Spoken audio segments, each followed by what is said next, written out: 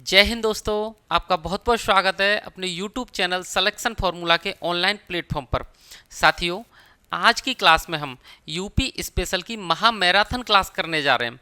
और साथियों, ये महा मैराथन क्लास आपके यूपी पुलिस एग्ज़ाम, RO के एग्ज़ाम या और भी यूपी से संबंधित कोई भी एग्ज़ाम हो उसके लिए बहुत ही इम्पोर्टेंट होगी। साथियों, आज की क्लास में हम वो कंटेंट पढ़ेंगे जो एग्ज़ाम में पूछा जाता है और अच्छे कंटेंट को पढ़ते हुए पूरे यूपी स्पेशल को कवर करेंगे। अगर आप आज के पूरे वीडियो को देखते हो तो साथियों, आपसे कोई भी क्वेश्चन यूपी स्पेशल का छूटने वाला नहीं है। तो साथियों, देर न करते हुए अपने वीडियो को शुरू करते हैं और चलते हैं अपने पहले पीपीटी की ओर। तो साथियों, शुरू करते हैं अपनी क्लास को और उत्तर प्रदेश को पहले हम एक नज़र में देख लेते हैं। उत्तर प्रदेश एक नज़र में, ठीक है। सबसे पहले हम उत्तर प्रदेश के नाम के बारे में जानेंगे कि उत्तर प्रदेश का नाम जब से उत्तर प्रदेश हुआ है उससे पहले हमारे प्रदेश का क्या नाम था। साथियों, शुरू से इसका नाम उत्तर प्रदेश नहीं है। 1836 से इसका नाम है उत्तर पश्चिमी प्रांत। उसके बाद 1877 से इसका नाम हुआ है उत्तर पश्चिमी प्रांत एवं अवध। उत्तर पश्चिमी प्रांत एवं अवध। उसके बाद 1902 से इसका नाम हो गया है आगरा एवं अवध संयुक्त प्रांत। आगरा एवं अवध संयुक्त प्रांत। 1937 से इसका नाम हुआ है केवल संयुक्त प्रांत। संयुक्त प्रांत। 24 जनवरी 1950, ये डेट बहुत इंपॉर्टेंट है साथियों, बहुत इंपॉर्टेंट, ठीक है, ये ध्यान रखना।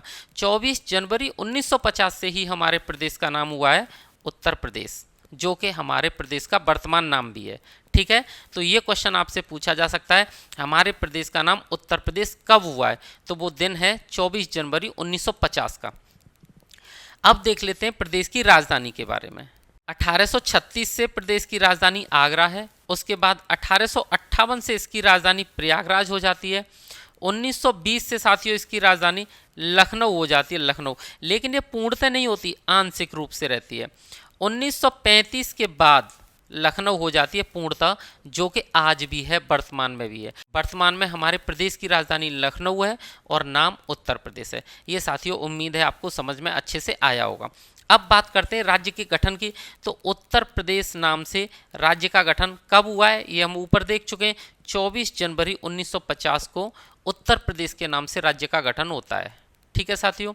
आगे बढ़ते हैं, अगला स्लाइड देखते हैं। अब बात करते हैं साथियों राज्य के पुनर्गठन की। तो उत्तर प्रदेश राज्य का पुनर्गठन ये होता है 1 नवंबर 1956 को। 1 नवंबर 1956 में हमारे राज्य का पुनर्गठन होता है। अब उत्तर प्रदेश का विभाजन बहुत इंपॉर्टेंट है कि उत्तर प्रदेश का विभाजन कब हुआ। तो साथियों 9 नवंबर 2000 को, 9 नवंबर 2000 को उत्तर प्रदेश का विभाजन हुआ। और विभाजन में क्या किया, 13 जिले काटे हमारे यूपी के और उत्तराखंड बन गया, ठीक है। 13 जिलों को काटकर एक नया राज्य बना दिया उत्तराखंड। अपने राज्य की जो राजकीय भाषा है अगर उसकी बात करें तो हमारे राज्य की जो प्रथम राजकीय भाषा है वो है हिंदी और द्वितीय राजकीय भाषा है साथियों वो है उर्दू। प्रदेश के राजकीय पशु की बात करें तो प्रदेश का राजकीय पशु है बारहसिंगा, ठीक है साथियों, बारहसिंगा प्रदेश का राजकीय पशु है। यहाँ तक आपको बहुत अच्छे से समझ में आया होगा। आगे बढ़ते हैं। अगला है प्रदेश का राजकीय पक्षी। पक्षी है साथियों सारस, ये भी आपको ऑप्शन में मिल सकता है, या क्रॉन्च भी दिया हुआ हो सकता है, तो क्रॉन्च भी हमारा राजकीय पक्षी है। सारस अथवा क्रॉन्च एक ही बात है, ठीक है। प्रदेश का राजकीय वृक्ष बात करें तो अशोक। अशोक का जो वृक्ष है वो हमारे प्रदेश का राजकीय वृक्ष है। राजकीय पुष्प, फूल, पुष्प का मतलब फूल, तो ये है साथियों पलाश या टेसू का फूल। पलाश या टेसू का फूल। हमारे प्रदेश का राजकीय खेल क्या है, तो राजकीय खेल है भैया हॉकी, ठीक है। राजकीय चिन्ह की बात करें तो राजकीय चिन्ह सबने देखा होगा, हो सकता है उस पर ध्यान ना दिया हो। एक व्रत और उसमें 2 मछली, एक व्रत उसमें 2 मछली और एक तीर धनुष, ये हमारा राजकीय चिन्ह है उत्तर प्रदेश का, ठीक है साथियों। तो साथियों अब बात कर लेते हैं राज्य के विधानमंडल की। जब विधानमंडल की बात करेंगे तो हमें पता चलता है कि हमारे विधानमंडल में 2 सदन है, ठीक है, तो द्विसदनात्मक है हमारा विधानमंडल। अब बात करते हैं विधानसभा की कुल संख्या कितनी है, जो विधानसभा के सदस्य हैं उनकी कुल संख्या कितनी है, तो साथियों 404। लेकिन साथियों आपको ये भी याद रखना होगा जब उत्तर प्रदेश में विधानसभा के चुनाव होते हैं, ठीक है, तो 403 सीटों पर ही चुनाव लड़ा जाता है। 3 सीटों पर निर्वाचित होकर आते हैं लोग, और 1 सीट ये क्या होता है, इस पर मनोनयन होता है, मनोनीत होके आती है। ठीक है साथियों, अब बात करते हैं विधान परिषद के सदस्यों की कुल संख्या। तो हमारे यूपी में विधान परिषद के कुल सदस्यों की संख्या 100 है, 100। लोकसभा सीट कितनी है यूपी में, तो ये आपको पता होगा 80 लोकसभा सीट हैं, और राज्यसभा सीट कितनी है, तो 31 है। ये डाटा साथियों जो इस वीडियो में आपको बताया जा रहा है आपके एग्जाम के लिए बहुत ही इंपॉर्टेंट डाटा है। ठीक है, आगे बढ़ते हैं। अब है प्रदेश में मंडलों की संख्या। मंडल कितने हैं हमारे प्रदेश में, तो 18 मंडल हैं साथियों। जिलों की संख्या की बात करें तो 75 जिले हैं। नगर निगम वाले जिलों की बात करें, कितने नगर निगम वाले जिले हैं हमारे यूपी में, तो 75 में से 17 जिले नगर निगम वाले। प्रदेश में तहसीलों की संख्या देखें, कुल तहसीलों की संख्या तो साथियों 351, 351। प्रदेश में अगर ब्लॉकों की संख्या देखी जाए तो वो है 826। ठीक है साथियों, ब्लॉकों की संख्या कितनी है, 826। आगे बढ़ते हैं। प्रदेश में नगर पंचायतों की संख्या, नगर पंचायतों की संख्या ये है 546।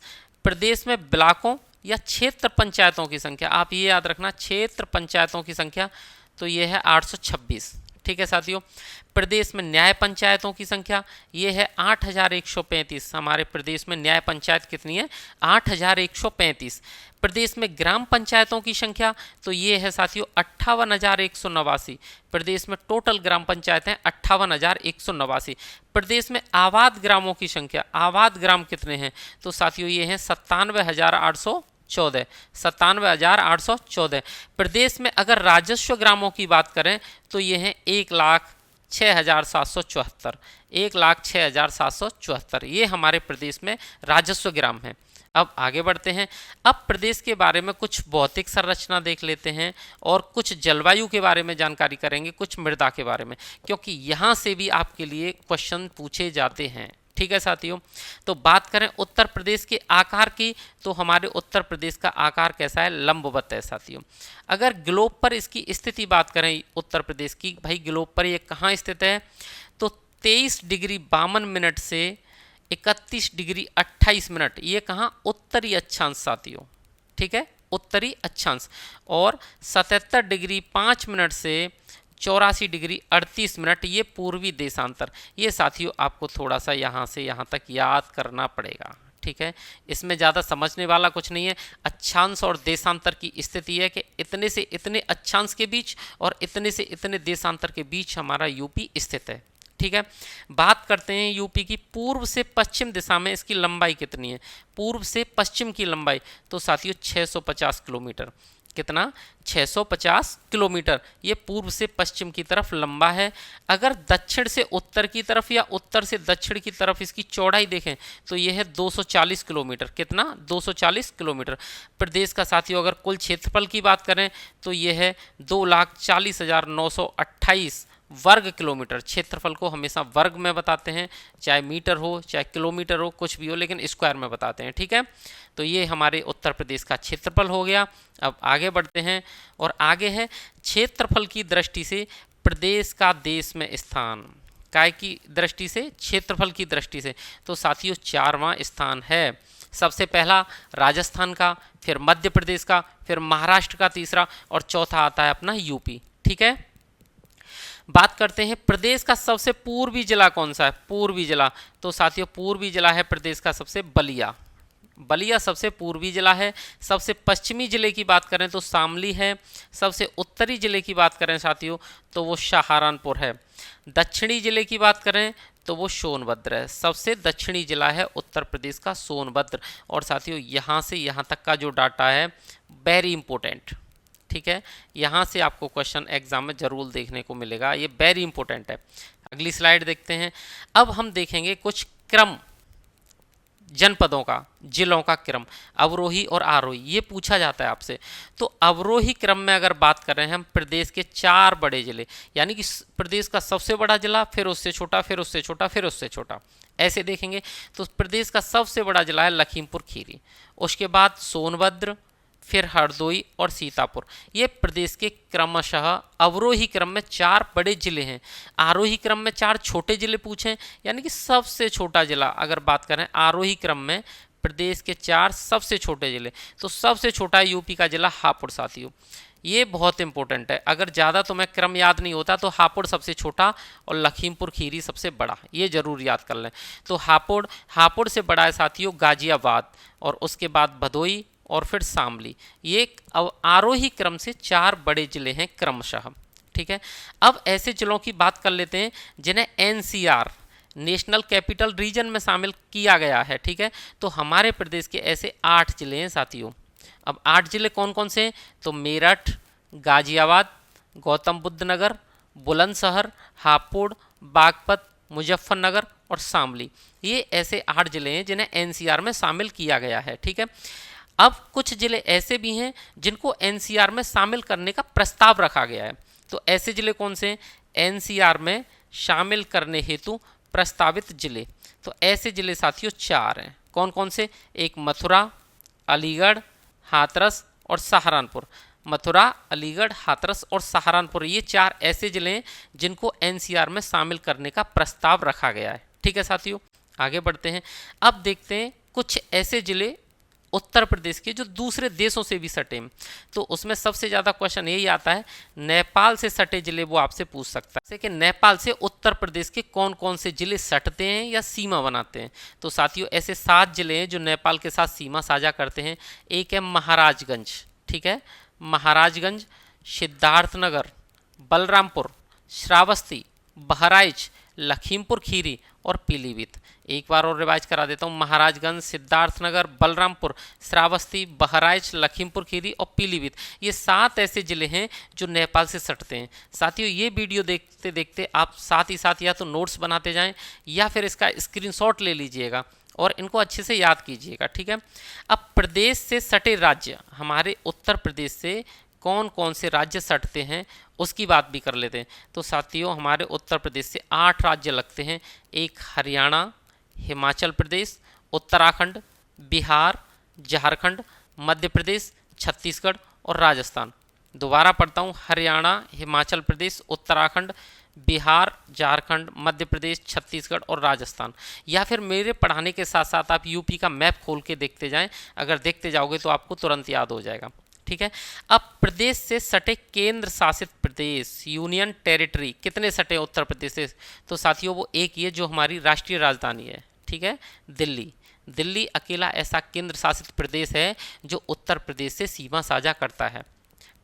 अब देखते हैं प्रदेश के उत्तराखंड से सटे जिले, और वो भी पश्चिम से पूर्व देखेंगे साथियों। तो 7 जिले सटते हैं। सबसे सहारनपुर, सबसे पश्चिम में जो उत्तराखंड से सटता है उनमें सहारनपुर, फिर मुजफ्फरनगर, बिजनौर, मुरादाबाद, रामपुर, बरेली और पीलीभीत। ठीक है साथियों, ये 7 जिले ऐसे हैं जो उत्तराखंड से सटते हैं, वो भी पश्चिम से पूर्व की ओर है इनकी दिशा। ठीक है, आगे बढ़ते हैं। अगला है हरियाणा से सटे जिले, हरियाणा से सटे जिले उत्तर प्रदेश के। तो साथियों 6 जिले ऐसे हैं उत्तर प्रदेश के जो हरियाणा से सीमा बनाते हैं। कौन कौन से हैं? सहारनपुर, शामली, बागपत, गौतम बुद्ध नगर, अलीगढ़ और मथुरा। अलीगढ़, मथुरा, गौतम बुद्ध नगर, बागपत, शामली और सहारनपुर, ये ऐसे 6 जिले हैं जो हरियाणा से सीमा साझा करते हैं। अब दिल्ली से कौन कौन से जिले सटते हैं हमारे यूपी के? तो दिल्ली से 2 ही सटते हैं, एक गाजियाबाद और एक गौतम बुद्ध नगर, जीबी नगर, ठीक है, जिसके अंदर नोएडा है। राजस्थान से कौन कौन से जिले सटते हैं? तो 2 सटते हैं, एक आगरा और एक मथुरा। आगरा और मथुरा राजस्थान से सीमा साझा करते हैं। मध्य प्रदेश से कितने जिले सटते हैं? तो सबसे ज़्यादा जिले मध्य प्रदेश के साथ ही सीमा साझा करते हैं, 11 जिले। कौन कौन से हैं वो? आगरा, इटावा, जालौन, झांसी, ललितपुर, महोबा, बांदा, चित्रकूट, प्रयागराज, मिर्जापुर और सोनभद्र। दोबारा बता देता हूँ साथियों, मध्य प्रदेश से सीमा साझा करते हैं आगरा, इटावा, जालौन, झांसी, ललितपुर, महोबा, बांदा, चित्रकूट, प्रयागराज, मिर्जापुर और सोनभद्र। ये ऐसे जिले हैं यूपी के जो मध्य प्रदेश के साथ सीमा साझा करते हैं, 11 जिले। अगला स्लाइड देखते हैं। अगली स्लाइड है बिहार से सटे जिले। बिहार से भी 7 जिले सटते हैं, सोनभद्र, चंदौली, गाजीपुर, बलिया, देवरिया, कुशीनगर और महाराजगंज। ये 7 जिले ऐसे हैं जो बिहार के साथ सीमा साझा करते हैं। झारखंड के साथ केवल एक जिला सटता है, वो सोनभद्र है। छत्तीसगढ़ के साथ भी एक जिला सटता है, वो सोनभद्र है। ठीक है साथियों। और सोनभद्र से सटे राज्य ये भी आ जाता है भैया। सोनभद्र ऐसा जिला है हमारा जो चार चार राज्यों के साथ सीमा बनाता है। चार राज्यों के साथ, मध्य प्रदेश से भी जुड़ा है, छत्तीसगढ़ से भी जुड़ा है, झारखंड से भी जुड़ा है, बिहार से भी जुड़ा है। तो जो सोनभद्र है वो चार राज्यों के साथ सीमा साझा करता है, मध्य प्रदेश, छत्तीसगढ़, झारखंड, बिहार। वेरी इंपॉर्टेंट, ये क्वेश्चन बहुत इंपॉर्टेंट है सोनभद्र वाला। ठीक है साथियों। सहारनपुर से सटे राज्य, सहारनपुर से कितने राज्य सटते हैं? तो 3 राज्यों से लगा हुआ है सहारनपुर। हरियाणा से भी लगता है, उधर हिमाचल प्रदेश से लगता है, उधर ऊपर उत्तराखंड से लगता है नॉर्थ में। ठीक है साथियों। तो सहारनपुर हरियाणा, हिमाचल प्रदेश और उत्तराखंड से सीमा साझा करता है। आगे बढ़ते हैं। अब देखते हैं उत्तर प्रदेश से लगा सर्वाधिक सीमा वाला राज्य कौन सा है, जिसकी सीमा सर्वाधिक लगती है। तो साथियों अभी हमने देखा था कि मध्य प्रदेश एक ऐसा राज्य है जो उत्तर प्रदेश के 11 जिलों के साथ सीमा बनाता है। तो मध्य प्रदेश ही ऐसा राज्य है जिसकी सीमा सर्वाधिक लगती है उत्तर प्रदेश से। ठीक है। उत्तर प्रदेश से लगा सबसे कम सीमा वाला राज्य देखें, जिसकी सीमा सबसे कम लगती है उत्तर प्रदेश से, लेकिन लगती है। ठीक है। तो वो है हिमाचल प्रदेश। हिमाचल प्रदेश की सीमा ज़्यादा बड़ी नहीं है उत्तर प्रदेश के साथ, कम ही है। 3 तरफ से घिरा, इस क्वेश्चन को देख लीजिए, इंपॉर्टेंट है। 3 तरफ से मध्य प्रदेश से घिरा उत्तर प्रदेश का जिला से है साथियों, ये से नहीं है जिला। तो साथियों वो ललितपुर है। जो उत्तर प्रदेश का मैप देखोगे तो आपको नीचे लटका हुआ दिखाई देगा। ठीक है। तो उत्तर प्रदेश का ललितपुर जिला ऐसा है जो 3 तरफ से मध्य प्रदेश से घिरा है, बस एक तरफ उत्तर प्रदेश से लगता है। ठीक है साथियों, ये हमने उत्तर प्रदेश के सीमा साझा करने वाले जिलों को देख लिया है अच्छे से। अब आगे बढ़ते, अब देख लेते हैं साथियों मुख्यालय से भिन्न नाम वाले जिले। ठीक है। कुछ ऐसे जिले हैं हमारे, कुछ ऐसे जनपद हैं जिनके नाम जिले के नाम से भिन्न है और यहाँ से एग्जाम में क्वेश्चन आता है। तो अब देखते हैं मुख्यालय से भिन्न नाम वाले जिले। तो ऐसे कौन है? एक है अमेठी। अमेठी का साथियों जो मुख्यालय है वो कहाँ है? गौरीगंज में है। अमेठी का मुख्यालय गौरीगंज में है। संत कबीर नगर का मुख्यालय खलीलाबाद में है।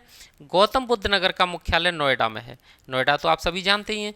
कुशीनगर का मुख्यालय पडरौना में है, पडरौना। सिद्धार्थनगर का मुख्यालय नौगढ़ में है। जालौन का मुख्यालय उरई में है साथियों। संबल का मुख्यालय पवासा में है, पवासा। कौशाम्बी का मुख्यालय मंजनपुर में है, मंजनपुर। भदोही का मुख्यालय ज्ञानपुर में है। अंबेडकर नगर का मुख्यालय ये अकबरपुर में है। और कानपुर देहात का जो मुख्यालय है ये अकबरपुर माती में है साथियों। ये माती थोड़ा सा यहाँ टाइप हो गई है, अकबरपुर माती। कानपुर देहात का जो मुख्यालय है वो अकबरपुर माती में है। सोनभद्र का मुख्यालय ये रॉबर्ट्सगंज में है, रॉबर्ट्सगंज। फर्रुखाबाद का मुख्यालय ये फतेहगढ़ में है। ये साथियों मुख्यालय से भिन्न नाम वाले जिले हैं जहाँ से इनका मुख्यालय आपको एग्जाम में पूछा जाता है और ये बहुत ही इंपॉर्टेंट है। ठीक है। आगे बढ़ते हैं। अब साथियों प्रदेश की जलवायु, मृदा, मिट्टी की भी कुछ जानकारी कर लेते हैं। तो उत्तर प्रदेश प्राचीनतम भूखंड का भाग है, यानी कि उत्तर प्रदेश कौन से प्राचीनतम भूखंड का भाग है? तो साथियों उत्तर प्रदेश हमारा गोंडवाना लैंड का भाग है, गोंडवाना लैंड का हिस्सा है उत्तर प्रदेश। ठीक है। प्रदेश का प्राकृतिक विभाजन अगर देखें, प्राकृतिक विभाजन तो ये 3 भाग हैं इसके। एक गंगा का मैदान, एक भावर और तराई वाला भाग, भावर और तराई वाला, और एक दक्षिण का पठारी भाग। ठीक है। 3 हिस्सों में इसको बांट दिया जाता है। तराई की मुख्य फसलें, तराई क्षेत्र की अगर मुख्य फसलों की बात करें साथियों तो तराई क्षेत्र में आपको पता है पानी की प्रचुरता रहती है, तो उधर धान व गन्ना ज़्यादा बोए जाते हैं। ठीक है। धान व गन्ना की फसल ज़्यादा की जाती है। मैदानी क्षेत्र की अगर मुख्य फसलों की बात करें तो गेहूँ, धान और आलू। उत्तर प्रदेश के मैदानी भाग में गेहूँ, धान और आलू ज़्यादा किए जाते हैं। विंडम, टांडा, कुसेरा, खड़ंजा, ये साथियों 4 जलप्रपातों के नाम हैं और ये उत्तर प्रदेश के कौन से हिस्से में ये जलप्रपात है? ये जलप्रपात मिर्जापुर जिले में है। ठीक है। प्रदेश का सर्वाधिक नम भूमि वाला जिला, जहाँ सर्वाधिक वेटलैंड है, सर्वाधिक नम भूमि है, तो साथियों वो है सोनभद्र जिला। प्रदेश का सबसे कम नम भूमि वाला जिला कौन सा है? तो साथियों वो है बागपत और हाथरस। ठीक है। बागपत और हाथरस 2 ऐसे जिले हैं जहाँ प्रदेश की सबसे कम नम भूमि पाई जाती है। अब बात करते हैं रामसर साइट। ये तो साथियों यहाँ से क्वेश्चन बनता है। रामसर साइट में उत्तर प्रदेश के सम्मिलित कुल कितने स्थल हैं? तो साथियों रामसर साइट में उत्तर प्रदेश के कुल 10 स्थल शामिल हैं। रामसर साइट साथियों एग्जाम के लिए बहुत इंपॉर्टेंट रहता है और इस रामसर साइट में उत्तर प्रदेश के 10 स्थल शामिल हैं। ठीक है, आगे बढ़ते हैं। उत्तर प्रदेश की मुख्य ऋतुएं कौन कौन सी हैं?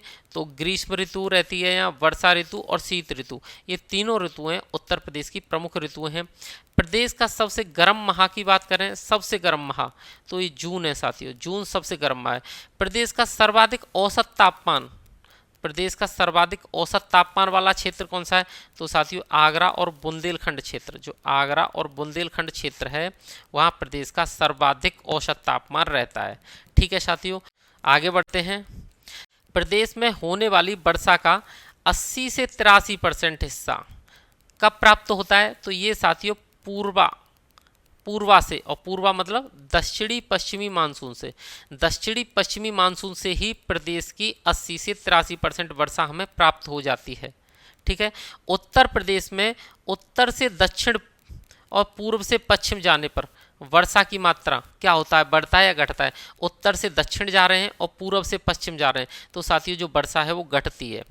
प्रदेश में सर्वाधिक वर्षा वाला महीना कौन सा है? सर्वाधिक वर्षा वाला महीना तो वो जुलाई है। जुलाई में उत्तर प्रदेश के अंदर सर्वाधिक वर्षा होती है। प्रदेश का सर्वाधिक वर्षा वाला जिला कौन सा है? तो साथियों गोरखपुर। गोरखपुर उत्तर प्रदेश का सर्वाधिक वर्षा वाला जिला है। और प्रदेश का सबसे कम वर्षा वाला जिला मथुरा है। प्रदेश का सबसे कम वर्षा वाला जिला मथुरा। प्रदेश का सबसे ठंडा महीना कौन सा है साथियों? तो वो जनवरी है। गंगा यमुना मैदान में मृदा पाई जाती है, मिट्टी की बात करें तो नवीन और प्राचीन जलोढ़ मृदा पाई जाती है गंगा यमुना मैदान में। जो उत्तर प्रदेश का गंगा यमुना का मैदान है वहाँ पर नवीन और प्राचीन जलोढ़ मृदा पाई जाती है। अब देख लेते हैं जलोढ़ मृदा का निर्माण हुआ है, काय काय से बनी है जलोढ़ मृदा? तो साथियों काप, कीचड़ और बालू, काप कीचड़ और बालू मिलकर बनाती हैं जलोढ़ मृदा को। जलोढ़ मृदा में किसकी अधिकता होती है? तो पोटास और चूना की अधिकता इसमें ज़्यादा होती है जलोढ़ मृदा में। जलोढ़ मृदा में कमी किसकी होती है? तो फास्फोरस और नाइट्रोजन की इसमें क्या होती है साथियों? कमी होती है। आगे बढ़ते हैं, मैदानी क्षेत्र की बात कर रहे हैं। मैदानी क्षेत्र में कुछ मात्रा में मरुस्थलीय मृदा पाई जाती है, यानी कि हमारे उत्तर प्रदेश के अंदर जो मैदानी भाग है उसमें मरुस्थलीय मृदा कहाँ पाई जाती है? तो साथियों मथुरा और आगरा, ये दो ज़िले ऐसे हैं जहाँ पर मरुस्थलीय मृदा पाई जाती है। और ये दोनों ज़िले राजस्थान के साथ सीमा बनाते हैं और राजस्थान में बहुत सारी मरुस्थलीय मृदा पाई जाती है। ठीक है, रेगुर, करेल, कपास मृदा के नाम से जाना जाता है। क्या जाना जाता है? काली मृदा को। काली मृदा के और नाम भी है रेगुर, करेल और कपास मृदा। ठीक है, राज्य में सबसे शुष्क कृषि क्षेत्र कौन सा है? सबसे शुष्क कृषि क्षेत्र, सबसे सूखा वाला तो बुंदेलखंड क्षेत्र है साथियों। प्रदेश में सबसे अधिक मृदा अपरदन कहाँ होता है? सबसे अधिक मृदा अपरदन तो ये जल से होता है। ठीक है, किससे होता है? जल से। अवनालिका अपरदन, अवनालिका अपरदन की बात करें ये पूछा जाता है साथियों। सर्वाधिक प्रभावित जिला कौन सा है इससे? तो इटावा और आगरा, सबसे ज़्यादा इटावा में है अवनालिका अपरदन, दूसरे नंबर पे आगरा में। ठीक है, अवनालिका अपरदन के कारण क्या बनते हैं? तो साथियों बीहड़ बनते हैं। नदियों के किनारे, नदियों के सहारे जो बीहड़ बन जाते हैं वो अवनालिका अपरदन के कारण ही बनते हैं। वायु अपरदन से सर्वाधिक प्रभावित जिले हैं तो मथुरा और आगरा वायु अपरदन से सर्वाधिक प्रभावित जिले हैं उत्तर प्रदेश के। ठीक है साथियों, आगे बढ़ते हैं। अब उत्तर प्रदेश का कुछ फसलोत्पादन देख लेते हैं कि कहाँ कहाँ कौन सी फसल और कैसे होती है। ठीक है साथियों, तो प्रदेश में सर्वाधिक स्थान पर बोई जाने वाली फसल कौन सी है? तो गेहूं है। ठीक है, गेहूं उत्तर प्रदेश में सर्वाधिक स्थान पर बोया जाता है, सबसे ज़्यादा क्षेत्र होता है गेहूं का। मूंग, चीना और लोबिया हैं, ये साथियों जायद की फसल हैं तीनों। ये क्वेश्चन में आता है मूंग, चीना, लोबिया, लेकिन बिना सुनी ही लगती हैं कि भैया इसके तो हमने नाम ही नहीं सुने और हमसे क्वेश्चन निकल जाता है। तो मूंग, चीना और लोबिया उत्तर प्रदेश की जायद की फसलें हैं।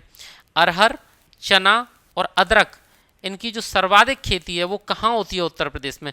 तो वो बुंदेलखंड क्षेत्र में होती है। किस किस की? अरहर, चना और अदरक की। ठीक है साथियों, अफीम की खेती उत्तर प्रदेश में कहाँ होती है?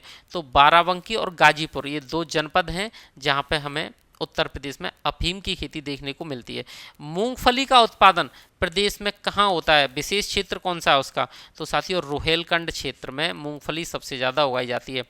चावल उत्पादन का विशेष क्षेत्र कौन सा है? तो तराई और पूर्वी उत्तर प्रदेश। कहाँ? तराई और पूर्वी उत्तर प्रदेश में चावल सर्वाधिक होता है। प्रदेश की सर्वाधिक महत्वपूर्ण फसल और वो भी नकदी फसल कौन सी है? तो गन्ना। गन्ना साथियों नकदी फसल है और हमारे प्रदेश में गन्ना पूरे देश का सबसे ज़्यादा होता है, यानी उत्तर प्रदेश की सबसे मुख्य फसल भी गन्ना ही है। ठीक है। दशहरी आम का विशेष क्षेत्र कौन सा है? ये क्वेश्चन बहुत इंपॉर्टेंट है। तो दशहरी आम का सबसे मुख्य क्षेत्र प्रदेश का वो है मलिहाबाद। मलिहाबाद कहाँ? लखनऊ का। लखनऊ जनपद का मलिहाबाद जो है वो दशहरी आम के लिए बहुत फेमस है। आगे बढ़ते हैं। लंगड़ा आम। लंगड़ा आम का विशेष क्षेत्र है तो साथियों लंगड़ा आम का विशेष क्षेत्र वाराणसी है। सफ़ेदा व चौसा आम का, सफ़ेदा व चौसा आम का जो विशेष क्षेत्र है वो है सहारनपुर। ठीक है। रटौल आम, जो रटौल आम का विशेष क्षेत्र है वो है मेरठ और बागपत। साथियों रटौल आम ये बहुत जीआई टैग भी मिल चुका है। ठीक है। प्रदेश में आम निर्यातक जोन है। आम के निर्यातक जोन कौन कौन से हैं? तो लखनऊ और सहारनपुर ये प्रदेश के आम निर्यातक जोन हैं। प्रदेश का सर्वाधिक आंवला की बात करें तो आंवला उत्पादक जिला कौन सा है? तो प्रतापगढ़। प्रतापगढ़ में उत्तर प्रदेश का सर्वाधिक आंवला होता है। ठीक है। निर्यातक प्रजाति के निर्यात किए जाने वाले अमरूद उत्पादन का विशेष क्षेत्र यूपी में तो साथियों प्रयागराज और कौशाम्बी। प्रयागराज और कौशाम्बी में निर्यातक अमरूद पैदा किए जाते हैं। ठीक है। प्रदेश में लीची उत्पादक जिले पूछे जाएं तो सहारनपुर, शामली और मुजफ्फरनगर। ठीक है। प्रदेश में लीची उत्पादक कौन कौन से जिले हैं? सहारनपुर, शामली और मुजफ्फरनगर। ठीक है साथियों आगे बढ़ते हैं। अब है प्रदेश में संतरा कहाँ उत्पादित किया जाता है? सहारनपुर और बुंदेलखंड। सहारनपुर और बुंदेलखंड के अंदर संतरा उत्पादित किया जाता है। प्रदेश में चिरौंजी उत्पादक जिला कौन सा है? तो सोनभद्र, मिर्जापुर और चंदौली। सोनभद्र, मिर्जापुर और चंदौली के अंदर चिरौंजी उत्पादन किया जाता है। प्रदेश में आलू निर्यातक जोन, साथियों सबसे बड़ा जोन है आलू का प्रदेश में आगरा। आगरा से सर्वाधिक आलू, आगरा का पूरा क्षेत्र किसका है? आलू का है। ठीक है साथियों। अब आपने ये देख लिया होगा उत्तर प्रदेश में कौन कौन सी फसलें की जाती हैं। तो हमारे प्रदेश की भूमि बहुत ही अच्छी है, यहाँ ज़्यादातर सभी फसलें अच्छे से उगाई जा सकती हैं। ठीक है। आगे बढ़ते हैं साथियों। अब देख लेते हैं जीआई टैग। जीआई टैग साथियों जब मिलता है तो 10 साल के लिए मिलता है, किसी एक कृषि उत्पाद को दिया जाता है। तो हमारे उत्तर प्रदेश के कुछ कृषि उत्पाद ऐसे हैं जिनको जीआई टैग मिल चुका है। ठीक है साथियों। और ये एग्जाम के लिए बहुत ही इंपॉर्टेंट है, जीआई टैग पूछा जाता है एग्जाम में। तो सबसे महत्वपूर्ण सबसे पहले मिला है सुरखा अमरूद को, और सुरखा अमरूद कहाँ से है? तो प्रयागराज का है साथियों सुरखा अमरूद। फिर है दशहरी आम। दशहरी आम ये कहाँ का है? तो मलिहाबाद लखनऊ का है। मलिहाबाद लखनऊ। काला नमक चावल। काला नमक चावल साथियों ये गोरखपुर, बस्ती और देवीपाटन मंडल।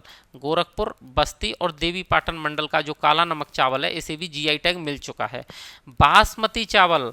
बासमती चावल पश्चिमी उत्तर प्रदेश का है और उसे भी जीआई टैग मिल चुका है साथियों। रटौल आम।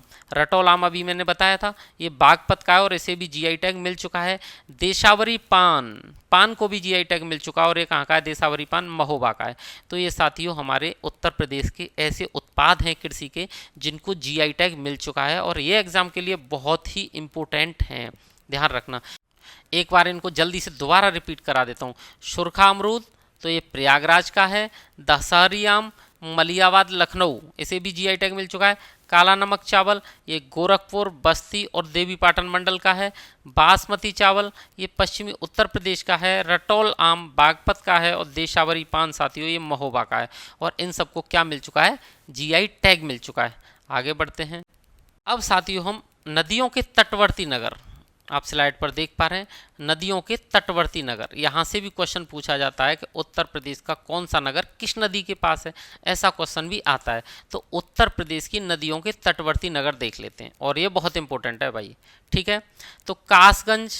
कासगंज एक जिला है जो, अब यहाँ आप नगर समझ लीजिए, शहर समझिए, जिला तो है ही। तो कासगंज जो शहर है वो कहाँ है? काली नदी के तट पर है, काली नदी के किनारे है। मेरठ और गाजियाबाद ये दोनों शहर हिंडन नदी के किनारे हैं। सोनभद्र शहर ये सोन नदी के किनारे है। प्रतापगढ़ जो शहर है वो सई नदी के किनारे है। प्रतापगढ़ सई नदी के किनारे है। चित्रकूट ये पयस्विनी या मंदाकिनी नदी के किनारे है। हमीरपुर ये बेतवा और यमुना नदी के संगम पर है साथियों। बांदा। बांदा केन नदी के किनारे है। वाराणसी। वाराणसी बरुणा, अस्सी और गंगा इन 3 नदियों के किनारे है, इसीलिए इसका नाम वाराणसी है, क्योंकि इसके लिए बनारस के लिए, वाराणसी के लिए 80 नदी बहुत ही इंपॉर्टेंट है। वरुणा और 80 के कारण ही इसका नाम वाराणसी रखा गया था। ठीक है। गोरखपुर और नरोरा की बात करें तो ये साथियों राप्ती और रोहिणी नदियों के किनारे हैं। अयोध्या, अयोध्या से तो आप परिचित होंगे, ठीक है, रामायण देख के, तो ये सरयू नदी के किनारे है। लखनऊ, लखनऊ और सुल्तानपुर ये गोमती नदी के किनारे है। मुरादाबाद और बरेली ये साथियों रामगंगा नदी के किनारे हैं, रामगंगा नदी के किनारे मुरादाबाद और बरेली। मथुरा, आगरा, बागपत, इटावा ये इंपॉर्टेंट है बहुत। मथुरा, आगरा, बागपत, इटावा ये यमुना नदी के किनारे हैं। अब साथियों सबसे ज़्यादा जो नगर हैं उत्तर प्रदेश के नदियों के किनारे वाले, तो वो गंगा नदी के किनारे हैं, क्योंकि गंगा नदी बहुत लंबी नदी है और उत्तर प्रदेश में उसका बहुत हिस्सा उत्तर प्रदेश में ही प्रवाहित है उसका। ठीक है। तो बिजनौर, नरोरा, फतेहगढ़, बिठूर, मिर्ज़ापुर, वाराणसी, गाजीपुर ये सब किसके किनारे? गंगा के किनारे। और ये मैंने पूरे शहर नहीं लिए गंगा के किनारे, ये वही लिए जो एग्जाम में बार बार पूछे गए हैं आपसे। ठीक है साथियों, तो ये थे उत्तर प्रदेश के नदियों के तटवर्ती नगर। अब आगे बढ़ते हैं, कुछ और नदियों के बारे में इंपॉर्टेंट जान लेते हैं। हमारे प्रदेश की जो मुख्य नदियां हैं वो कौन कौन सी हैं? तो साथियों गंगा, यमुना, रामगंगा, गोमती और घाघरा ये जो नदियां हैं ये हमारे प्रदेश की प्रमुख नदियां हैं।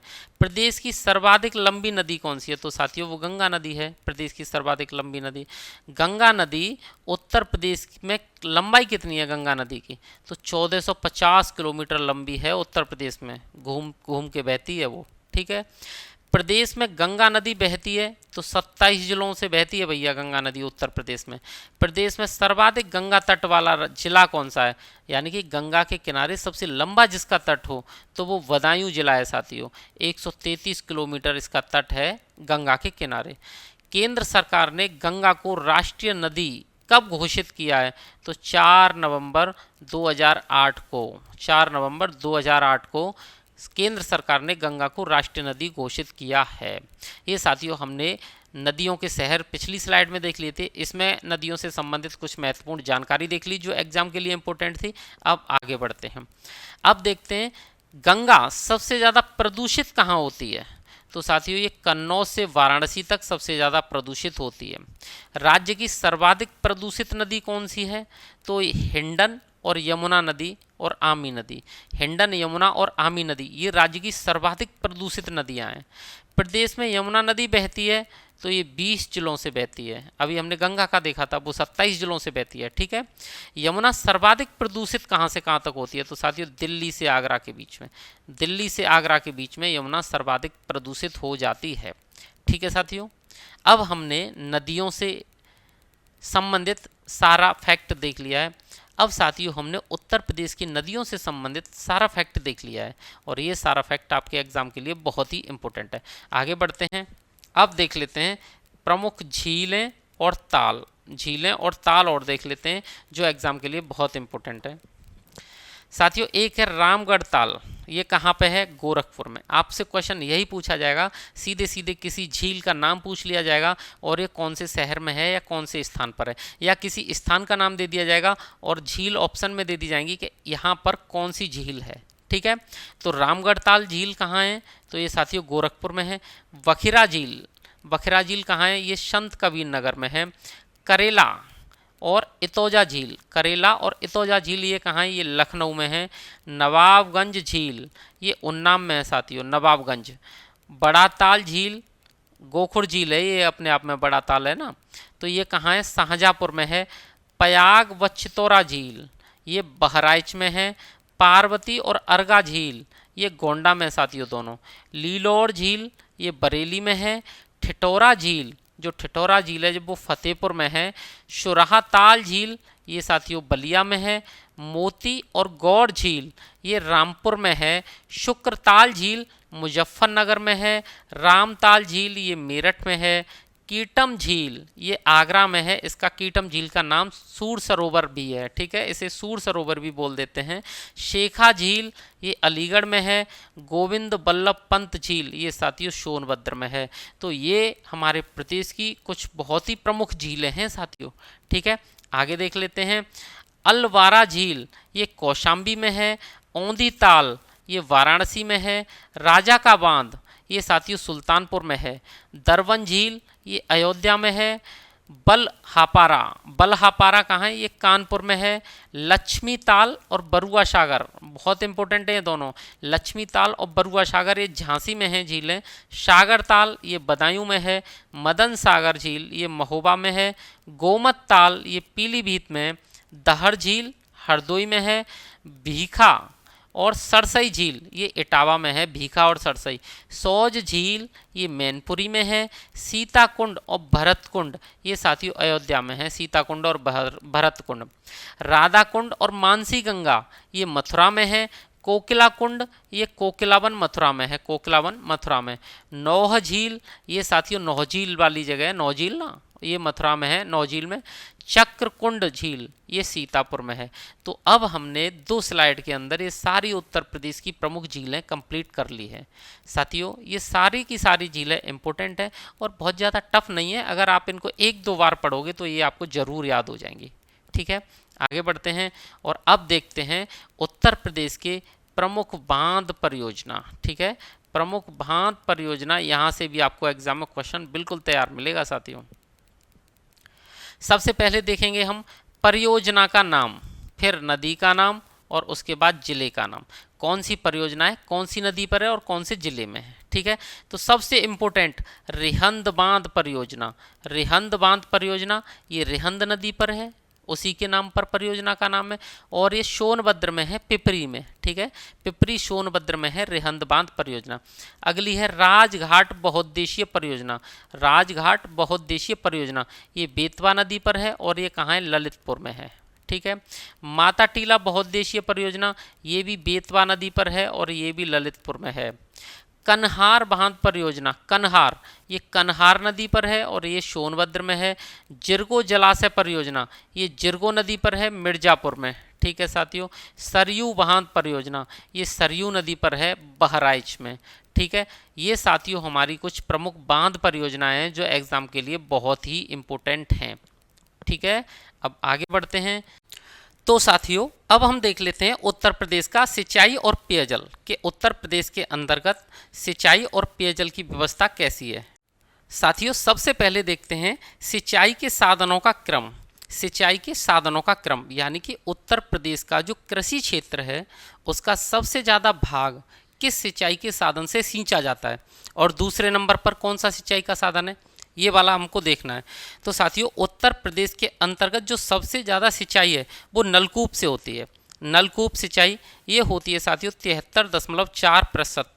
जो कृषि भूभाग है उत्तर प्रदेश का उसका सबसे मेजर पार्ट 73.4% भाग को नलकूप से सींचा जाता है। ठीक है, उसके बाद है नहर सिंचाई। नहर से सिंचाई होती है 15.1% हिस्से में और कुओं से सिंचाई होती है 8.6% क्षेत्र पर। तालाब से और झील पोखरों से जो सिंचाई है वो होती है 0.6%। बाकी के अन्य साधनों से जो सिंचाई का क्षेत्र है वो सींचा जाता है 2.3% क्षेत्र को। ठीक है, तो हमारे उत्तर प्रदेश में जो मुख्य सिंचाई का साधन है आप उसे नलकूप मानिए। ठीक है, नलकूप और नलकूप के बाद नहरें, नहरों के बाद कुएं, ये 3 प्रमुख सिंचाई के साधन हैं। उसके बाद तालाब, पोखर, झील ये बहुत ही कम है। ठीक है साथियों, अब देखते हैं कि प्रदेश में तालाबों व पोखरों से जो सिंचाई की जाती है उसका सर्वाधिक प्रचलन किस क्षेत्र में है। तो प्रदेश में तालाबों और पोखरों से सिंचाई का सर्वाधिक प्रचलन कौन से क्षेत्र में है? तो साथियों वो है बुंदेलखंड क्षेत्र में है। बुंदेलखंड क्षेत्र में जो सबसे ज़्यादा सिंचाई है वो तालाबों और पोखरों से ही की जाती है। ठीक है, प्रदेश में कुओं से सबसे ज़्यादा सिंचाई कहाँ होती है? तो साथियों ये होती है मध्यवर्ती क्षेत्र में, यानी कि जो मध्यवर्ती मैदानी भाग है वहाँ पर सर्वाधिक जो सिंचाई है वो कुओं से की जाती है। ठीक है साथियों, आगे बढ़ते हैं। अब हम देखते हैं कि प्रदेश में सिंचाई का सबसे बड़ा जो साधन है वो क्या है, वो हम देख ही चुके हैं। तो साथियों वो नलकूप है हमारे प्रदेश में। प्रदेश की सबसे बड़ी नहर प्रणाली कौन सी है, ये क्वेश्चन इंपॉर्टेंट है। प्रदेश की सबसे बड़ी नहर प्रणाली तो ये है शारदा नहर। ये सबसे बड़ी नहर है प्रदेश की और छोटी छोटी नहरें इससे बहुत सारी निकली हैं। ठीक है, प्रदेश में नहरों का सर्वाधिक विस्तार कहाँ है? यानी कि प्रदेश के किस क्षेत्र में सर्वाधिक नहरें हैं, तो वो है पश्चिमी उत्तर प्रदेश वाला क्षेत्र। पश्चिमी उत्तर प्रदेश में नहरों का जाल है पूरा, वहाँ सर्वाधिक सिंचाई नहरों से की जाती है। ठीक है साथियों, यूपी, हरियाणा, हिमाचल, दिल्ली, राजस्थान का एक संयुक्त बैराज है, ये पूछ लिया जाता है, जिसका नाम है हथिनी कुंड। ठीक है साथियों, हथिनी कुंड अकेले ना यूपी का है, ना अकेले हरियाणा का है, ना अकेले हिमाचल, ना दिल्ली, ना राजस्थान, ये सभी का संयुक्त बैराज है, बहुत बड़ा हथिनी कुंड बैराज। ठीक है, अगली स्लाइड देखते हैं। आगे है हमारा ग्रेटर नोएडा में चलाई जा रही गंगा जल परियोजना है। ये साथियों परियोजना पूछ ली जा सकती है आपसे। तो जो गंगा जल परियोजना है जो ग्रेटर नोएडा में चलाई जा रही है, वो किसके लिए है? क्या कृषि के लिए है क्या?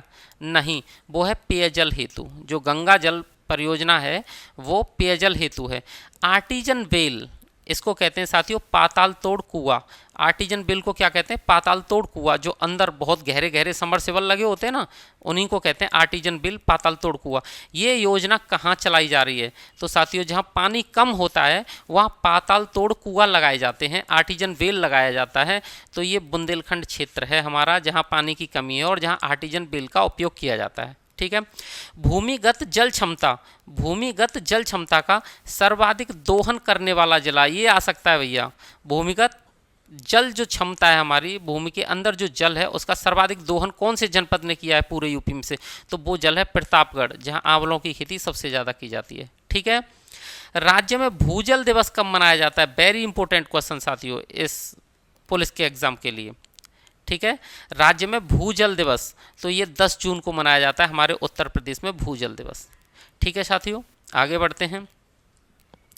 अब देख लेते हैं अपने उत्तर प्रदेश की प्रमुख ताप विद्युत परियोजनाएं।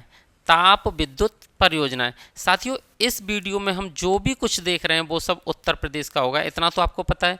तो ये जो ताप विद्युत परियोजनाएं ये भी हम उत्तर प्रदेश की देखेंगे। साथियों ये जो ताप विद्युत परियोजना है ये एग्जाम के लिए बहुत इंपॉर्टेंट होती है, पूछी जाती है कि कौन सी परियोजना कौन से जनपद में है, कहाँ पर है। ठीक है, तो देखते हैं हरदुआगंज ताप विद्युत परियोजना, ये शॉर्ट में लिखा हुआ है ताप विद्युत परियोजना। तो जो हरदुआगंज ताप विद्युत परियोजना है ये अलीगढ़ में है। रोजा ताप विद्युत परियोजनाएं ये साथियों शाहजहाँपुर में है। ठीक है, परीक्षा ताप विद्युत परियोजना है ये झांसी में है, परीक्षा ताप विद्युत परियोजना झांसी। 12 ताप विद्युत परियोजना ये प्रयागराज में है। अनपरा ताप विद्युत परियोजना ये बहुत इंपॉर्टेंट है, अनपरा पूछा जाता है। ठीक है, अनपरा भी पूछा जाता है, हरदुआगंज भी पूछा जाता है, ये याद रखना। अनपरा ताप विद्युत परियोजना ये सोनभद्र में है। और ओबरा ताप विद्युत परियोजना ये भी साथियों सोनभद्र में है। ललितपुर ताप विद्युत परियोजना, अब ये तो नाम से ही पता चल रहा है ये ललितपुर में होगी, अपने जनपद के नाम पर ही है ललितपुर ताप विद्युत परियोजना। तो ये हमारे उत्तर प्रदेश की कुछ प्रमुख ताप विद्युत परियोजनाएं। हरदुआगंज ताप विद्युत परियोजना अलीगढ़, परीक्षा ताप विद्युत परियोजना झांसी, अनपरा ताप विद्युत परियोजना सोनभद्र, ओबरा ताप विद्युत परियोजना सोनभद्र, रोजा ताप विद्युत परियोजना शाहजहाँपुर, वारा ताप विद्युत परियोजना प्रयागराज और ललितपुर ताप विद्युत परियोजना ललितपुर। ठीक है साथियों, आगे बढ़ते हैं। अब देखते हैं कुछ जल विद्युत परियोजनाओं को। ठीक है, जल विद्युत परियोजना ये भी उतनी ही इंपॉर्टेंट है जितनी कि ताप विद्युत परियोजना है। तो हमारे उत्तर प्रदेश में जो प्रमुख जल विद्युत परियोजनाएं साथियों वो 7 हैं। ठीक है, कौन कौन सी? रेहंद, ओबरा, माताटीला, शीतला, ऊपरी गंगा नहर, पूर्वी यमुना नहर और खारा। ये हमारे उत्तर प्रदेश की 7 प्रमुख जल विद्युत परियोजनाएं, राज्य की 7 जल विद्युत परियोजनाएं हैं ये। रेहंद, ओबरा, माताटीला, शीतला, ऊपरी गंगा नहर, पूर्वी यमुना नहर और खारा। ठीक है, तो साथियों रेहंद, ओबरा, माताटीला, शीतला, ऊपरी गंगा नहर, पूर्वी यमुना नहर और खारा, ये राज्य की हमारे की 7 क्या हैं? जल विद्युत परियोजनाएं हैं। और राज्य की अगर सबसे बड़ी जल विद्युत परियोजना की बात करें तो वो 300 मेगावाट की है। और कौन सी है? रेहंद जल विद्युत परियोजना। रेहंद जल विद्युत परियोजना ये है कहाँ? तो ये रेहंद नदी पर ही है। किस नदी पर है? रेहंद विद्युत परियोजना ये रेहंद नदी पर है। ठीक है, खारा जल विद्युत परियोजना ये साथियों 72 मेगावाट की है और ये यमुना नहर सहारनपुर में है। खारा जल विद्युत परियोजना यमुना नहर सहारनपुर। शीतला जल विद्युत परियोजना ये साथियों मोठ में है। मोठ कहाँ है? मोठ है झांसी में। ठीक है, तो शीतला जल विद्युत परियोजना हमारी झांसी में है। हमने ताप विद्युत परियोजनाएं देख ली, जल विद्युत परियोजनाएं देख ली, बांध परियोजनाएं देख ली। अब आगे बढ़ते हैं। अब देखते हैं उत्तर प्रदेश के प्रमुख खनिज। उत्तर प्रदेश के प्रमुख खनिज और संबंधित जिला। यहाँ से भी आपको क्वेश्चन पूछे जाते हैं कि कौन सा खनिज उत्तर प्रदेश के किस जनपद से संबंध रखता है, किस जनपद में पाया जाता है।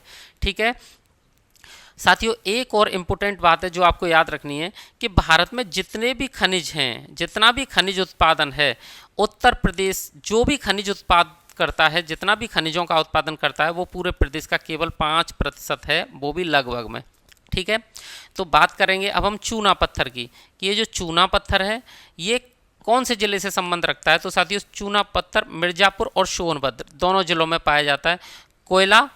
कोयला सिंगरौली और सोनभद्र में पाया जाता है। बाक्साइट बांदा और चंदौली में पाया जाता है। हीरा बांदा और मिर्जापुर में पाया जाता है। सेल खड़ी हमीरपुर और झांसी में पाई जाती है। तांबा ललितपुर के अंदर सर्वाधिक पाया जाता है। प्लेटिनम साथियों बहुत कम पाया जाता है हमारे देश में ही, और यूपी में बहुत ही नाम मात्र के लिए पाया जाता है, लेकिन वो भी ललितपुर में पाया जाता है। यूरेनियम भी ऐसा ही है, प्लेटिनम की तरह बहुत कम पाया जाता है, और वो भी कहाँ पाया जाता है, उत्तर प्रदेश के अंदर ललितपुर में। तो ये बहुत इंपॉर्टेंट है, तांबा, प्लेटिनम और यूरेनियम ये ललितपुर के अंदर पाए जाते हैं। संगमरमर मिर्जापुर और सोनभद्र में सर्वाधिक पाया जाता है। एस्बेस्टस ये पूछा जाता है साथियों, एस्बेस्टस कई बार पूछा गया है। एस्बेस्टस मिर्जापुर और झांसी में पाया जाता है। जिप्सम झांसी और हमीरपुर में पाया जाता है। ग्रेफाइट हमीरपुर और मिर्जापुर के अंदर मिलता है। ग्रेनाइट बांदा, हमीरपुर और ललितपुर में मिलता है ग्रेनाइट। एंडुलोसाइट के जो भंडार हैं साथियों, वो उत्तर प्रदेश उसमें प्रथम है पूरे देश में। यानी कि अगर पूछा जाए कि भैया कौन सा खनिज उत्तर प्रदेश में सबसे ज़्यादा पाया जाता है पूरे देश का, तो वो है एंडुलोसाइट। ठीक है, एंडुलोसाइट। और एक डायस्पोर साथियों, डायस्पोर के भंडार भी उत्तर प्रदेश प्रथम है पूरे देश में। चूना और कांच के भंडार में जो उत्तर प्रदेश है पूरे देश में, वो दूसरे स्थान पर। ये तीन चीज़ें भी आपको याद रखनी है कि भैया हमारा उत्तर प्रदेश पहले और दूसरे नंबर पर किस में है। तो जो एंडुलोसाइट और डायस्पोर है इसमें प्रथम है, और चूना पत्थर और कांच में जो उत्तर प्रदेश है पूरे देश में वो दूसरे स्थान पर है।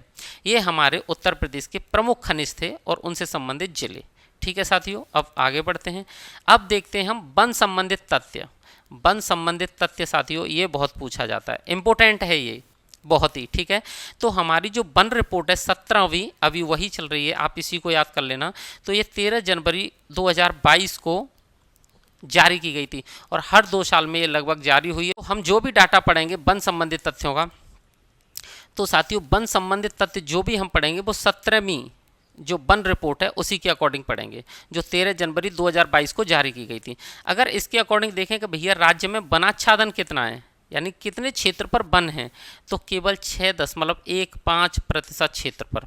और ये क्षेत्र कितना बनता है, 14,817.89 वर्ग किलोमीटर क्षेत्र पर क्या है, वन है उत्तर प्रदेश के अंदर। राज्य में वृक्षादन कितना है, वनाच्छादन अलग चीज़ है, वृक्षादन यानी बड़े बड़े पेड़ों वाला, तो ये 3.08 क्षेत्र पर क्या है, वृक्षादन है। और ये स्थान कितना बनता है, 7,421 वर्ग किलोमीटर। आप केवल परसेंट याद कर लेना, परसेंट पूछा जाता है। तो राज्य में वनाच्छादन 6.15% और राज्य में वृक्षादन 3.08%। अब है सर्वाधिक अतिसघन वन। अतिसघन वन क्षेत्र कहाँ है, कौन सा जिला है अतिसघन क्षेत्र वाला उत्तर प्रदेश के अंदर। तो साथियों अतिसघन क्षेत्र वाला जिला है लखीमपुर खीरी। लखीमपुर खीरी के अंदर उत्तर प्रदेश में सर्वाधिक अतिसघन वन है। ठीक है, सर्वाधिक खुले वन क्षेत्र वाला जिला है सोनभद्र। सर्वाधिक अगर वन पूछे तुम्हारा उत्तर प्रदेश के अंदर तो आप सोनभद्र लगाओगे, लेकिन अगर अतिसघन सर्वाधिक वन पूछे उत्तर प्रदेश के अंदर तो उसमें लगाओगे लखीमपुर खीरी। ठीक है साथियों, सर्वाधिक वन क्षेत्र वाले 4 जिले सर्वाधिक, यानी सबसे ज़्यादा फिर उससे कम, ये भी अवरोही क्रम में होंगे। तो सबसे ज़्यादा वन है सोनभद्र में, दूसरे नंबर पर है लखीमपुर खीरी में, तीसरे नंबर पर मिर्जापुर आता है, और चौथे नंबर पर पीलीभीत। यहाँ पे साथियों वन है अवरोही क्रम में, सबसे ज़्यादा सोनभद्र, फिर लखीमपुर खीरी, मिर्जापुर और पीलीभीत। अब सबसे कम वन क्षेत्र देखें आरोही क्रम में, यानी कि सबसे कम वन क्षेत्र कहाँ है, तो वो भदोही में है। भदोही से थोड़े अधिक मऊ में है, उसके बाद मैनपुरी और संत कबीर नगर। ये हमारे उत्तर प्रदेश के ऐसे 4 जनपद हैं जहाँ सबसे कम वन पाया जाता है। ठीक है, सामान्यतः राज्य में पाए जाते हैं, क्या पाया जाता है, तो उष्ण कटिबंधीय वन पाए जाते हैं। ये उष्ण है साथियों, उष्ण ऐसे लिखा जाएगा। उष्णकटिबंधीय वन पाए जाते हैं हमारे राज्य में, ठीक है। राज्य का पहला वनग्राम कौन सा है? पहला वनग्राम तो बेलहत्थी जो ग्राम है सोनभद्र जिले का, ये पहला वनग्राम घोषित है उत्तर प्रदेश का, ठीक है। आगे बढ़ते हैं। अब हम देख लेते हैं कुछ प्रमुख वनोत्पाद। क्या देख लेते हैं? वनोत्पाद के वन से, कौन से वन से क्या मिलता है, कौन से पेड़ से क्या मिलता है। तो साथियों जो कत्था है, कत्था ये किससे बनता है? तो कत्था बनाया जाता है खैर के वृक्ष से। किससे? खैर वृक्ष से बनाया जाता है कत्था। बीड़ियाँ, जो बीड़ियाँ पी जाती है ना, बंडल आते हैं बीड़ियों के, वो बनाए जाते हैं तेंदू के पत्ते से बीड़ियाँ। माचिस की जो तीली है और डिब्बी ये बनाई जाती है साथियों सैमल और अर्जुन और गुलेल के पौधे से। सैमल, अर्जुन और गुलेल के पौधे से माचिस की तीली और डिब्बी बनाई जाती है। पत्तल और दोने की बात करें तो पत्तल दोने कई पेड़ हैं उनसे बनाए जाते हैं साखू, पलास, महुआ के पौधे से। जो पत्तल और दोने वो साखू, पलास और महुआ के पौधे से बनाए जाते हैं। कुर्सी मेज और छड़ी बनाए जाते हैं बैंत के पौधे से। चूड़ियाँ और खिलौने बनाए जाते हैं साथियों लाख से, ठीक है। अब लाख हमें कैसे प्राप्त होता है, ये एक बड़ा टॉपिक है, किसी दिन पढ़ते हैं इसको। तारपीन का तेल साथियों चीड़ से निकलता है, ठीक है। तारपीन का तेल और विरोजा भी हमें चीड़ से ही प्राप्त होता है। ये कुछ हमारे उत्तर प्रदेश के जो वन हैं उनसे संबंधित वनोत्पाद हैं। ये भी एग्जाम में पूछे जा सकते हैं, बहुत ज़्यादा इंपॉर्टेंट नहीं है। आप वनों की जो रिपोर्ट है उसको पढ़ के जाएं अगर इसको ना पढ़ पाएँ तो, ठीक है साथियों। आगे बढ़ते हैं। अब देखते हैं, वेरी इंपॉर्टेंट हैं ये वन्य जीव संरक्षण कार्यक्रम। ये साथियों वेरी वेरी वेरी इंपॉर्टेंट हैं, यहाँ से आपको क्वेश्चन जरूर पूछा जाएगा। तो शुरुआत करते हैं। वन्य जीव प्रशिक्षण जो केंद्र है, वन्य जीव प्रशिक्षण केंद्र, हम केवल यूपी की बात करेंगे, ठीक है साथियों।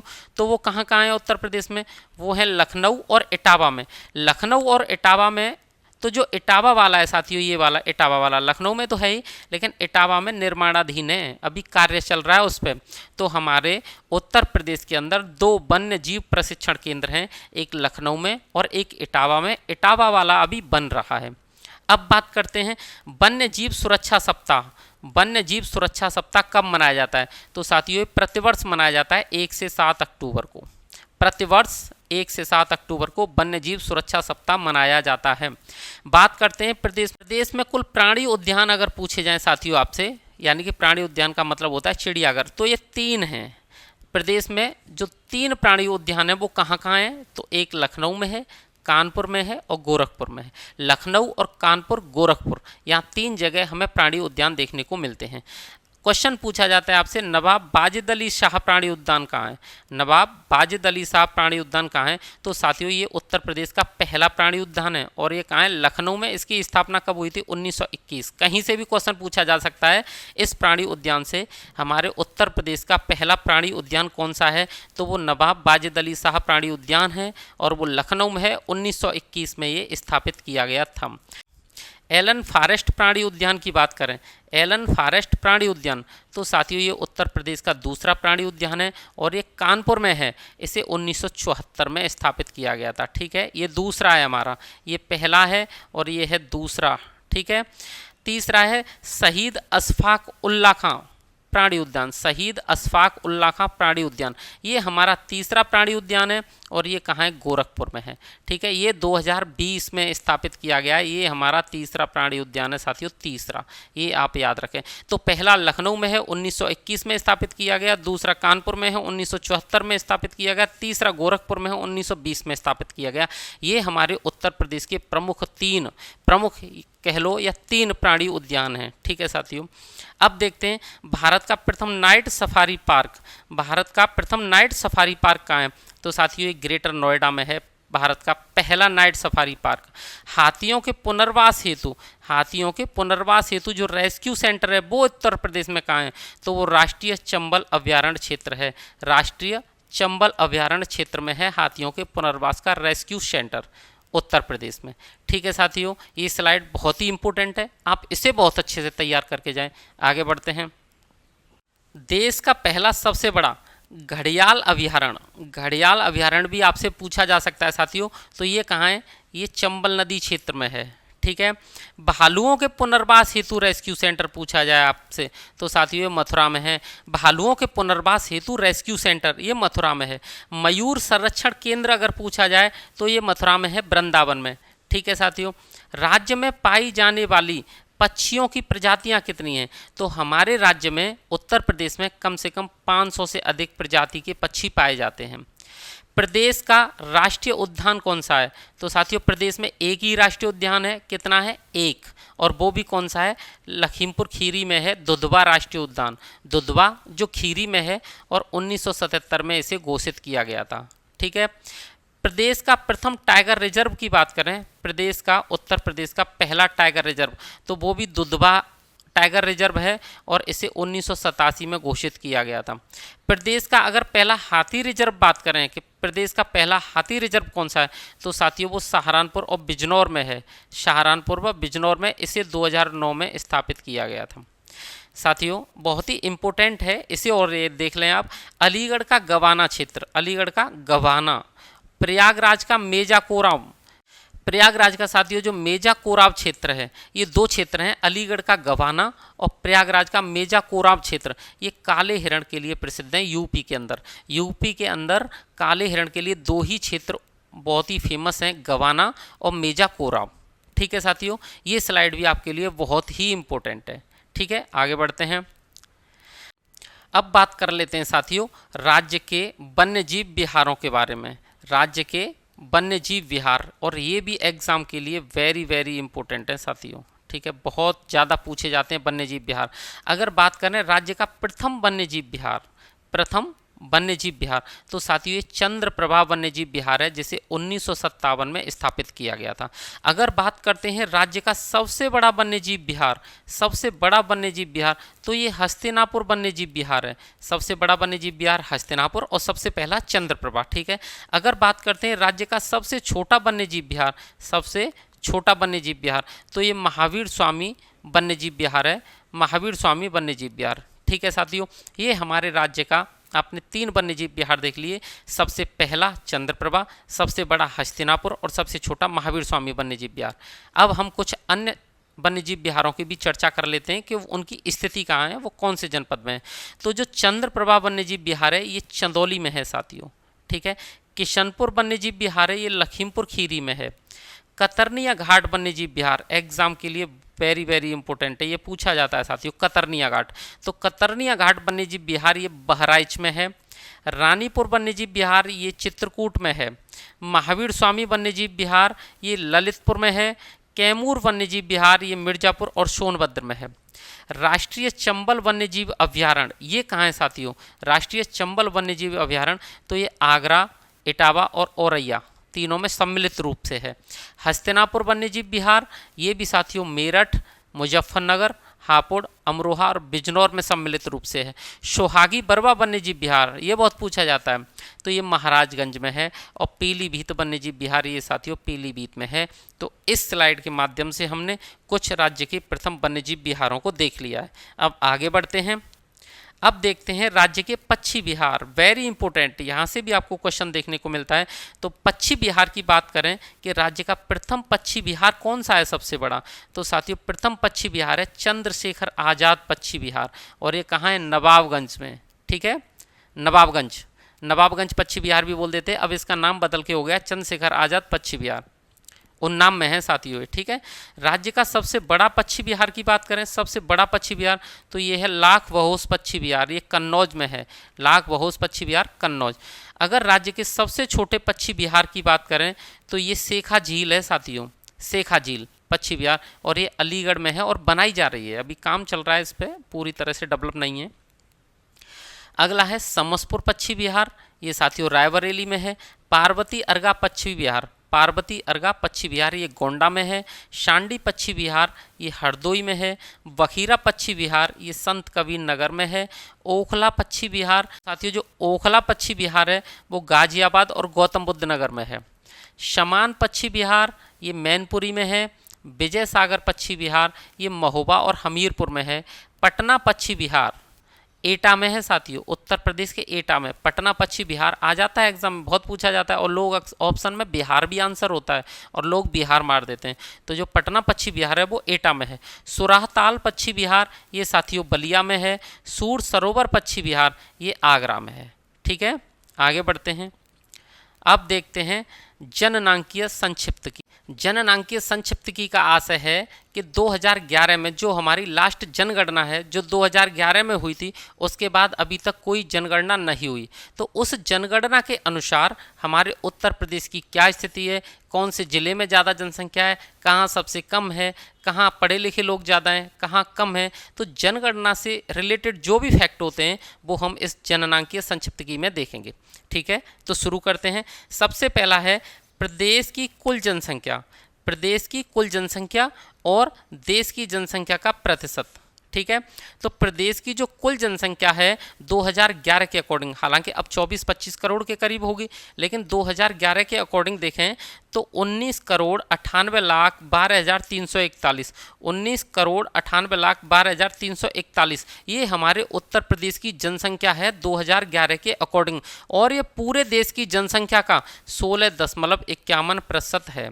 ठीक है, ये फैक्ट भी आपको याद करना पड़ेगा। तो साथियों पूरे देश की जनसंख्या का 16%, बल्कि 16.5% जनसंख्या केवल उत्तर प्रदेश में निवास करती है।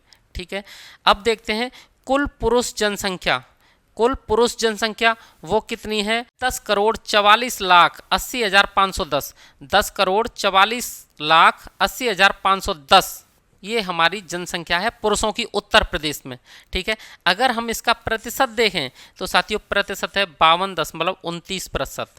ठीक है, कुल महिला की जनसंख्या को देखें, कुल महिला की जनसंख्या तो ये है 9,53,31,831। 9,53,31,831 ये संख्या है हमारे उत्तर प्रदेश में महिला की। साथियों ये पूरी जो संख्या बताई जा रही है 2011 की जो सेंसस हुई थी, जनगणना हुई थी, उसके अकॉर्डिंग है। ठीक है, अगर महिला की संख्या का प्रतिशत देखें तो ये है 47.71%।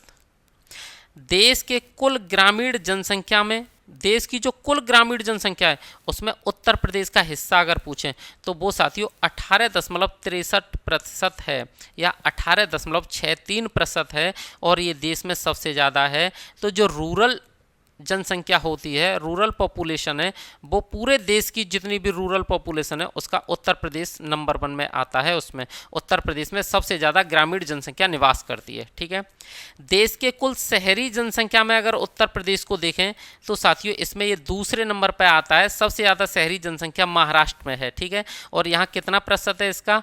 तो 11.79% जनसंख्या शहरी वाली है उत्तर प्रदेश के अंदर। ठीक है, आगे बढ़ते हैं। अब देख लेते हैं सर्वाधिक जनसंख्या वाला जिला। ये इंपॉर्टेंट है एग्जाम के लिए, उत्तर प्रदेश का सर्वाधिक जनसंख्या वाला जिला। तो साथियों ये प्रयागराज है। क्या है? प्रयागराज। और इसकी जनसंख्या कितनी है? इसकी है 59,54,351। 59,54,351 जनसंख्या है प्रयागराज की, और ये पूरे यूपी में नंबर 1 है। ठीक है, सबसे कम जनसंख्या वाला जिला अगर देखें, सबसे कम जनसंख्या वाला जिला तो ये महोबा है। महोबा, यहाँ की जनसंख्या है 8,75,958। 8,75,958। ठीक है, सर्वाधिक जनसंख्या घनत्व वाला जिला पूछा जाए, यानी कि क्षेत्रफल के हिसाब से वहाँ जनसंख्या ज़्यादा है, घनत्व ज़्यादा है जनसंख्या का। ठीक है, तो वो जिला है गाजियाबाद। गाजियाबाद का जो घनत्व है वो है 3,971 व्यक्ति प्रति किलोमीटर। सबसे कम जनसंख्या घनत्व वाले जिले की बात करें उत्तर प्रदेश का तो साथियों वो ललितपुर है। ये है 242, केवल 242 व्यक्ति प्रति किलोमीटर।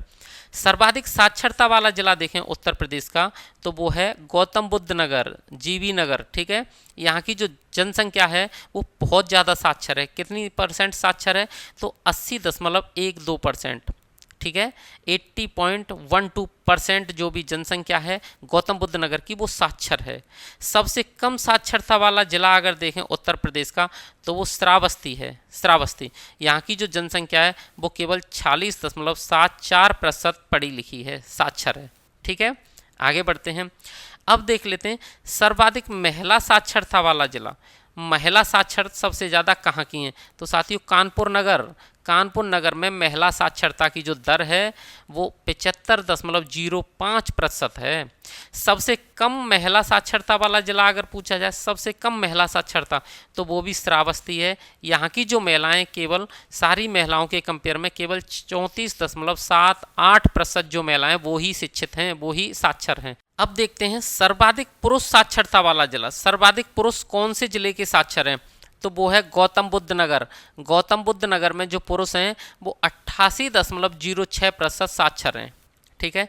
सबसे कम पुरुष साक्षरता वाला जिला, सबसे कम पुरुष साक्षरता वाला जिला है श्रावस्ती।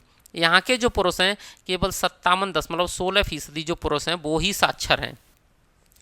सर्वाधिक लिंगानुपात वाला जो जिला है, सर्वाधिक लिंगानुपात, तो वो है साथियों जौनपुर। जौनपुर है।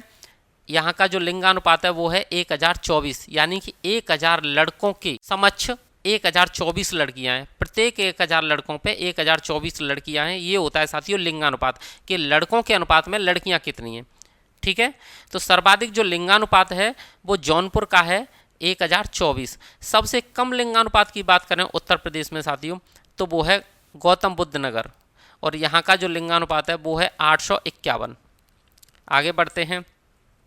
अब देखते हैं साथियों सर्वाधिक शिशु लिंगानुपात वाला जिला। ये साथियों राज्य गलत टाइप हो गया, हम राज्यों की तो बात ही नहीं कर रहे, उत्तर प्रदेश राज्य की बात कर रहे हैं, तो उसके अंदर जिले देख रहे हैं हम। ठीक है। तो सर्वाधिक शिशु लिंगानुपात वाला जो जिला है वो है बलरामपुर।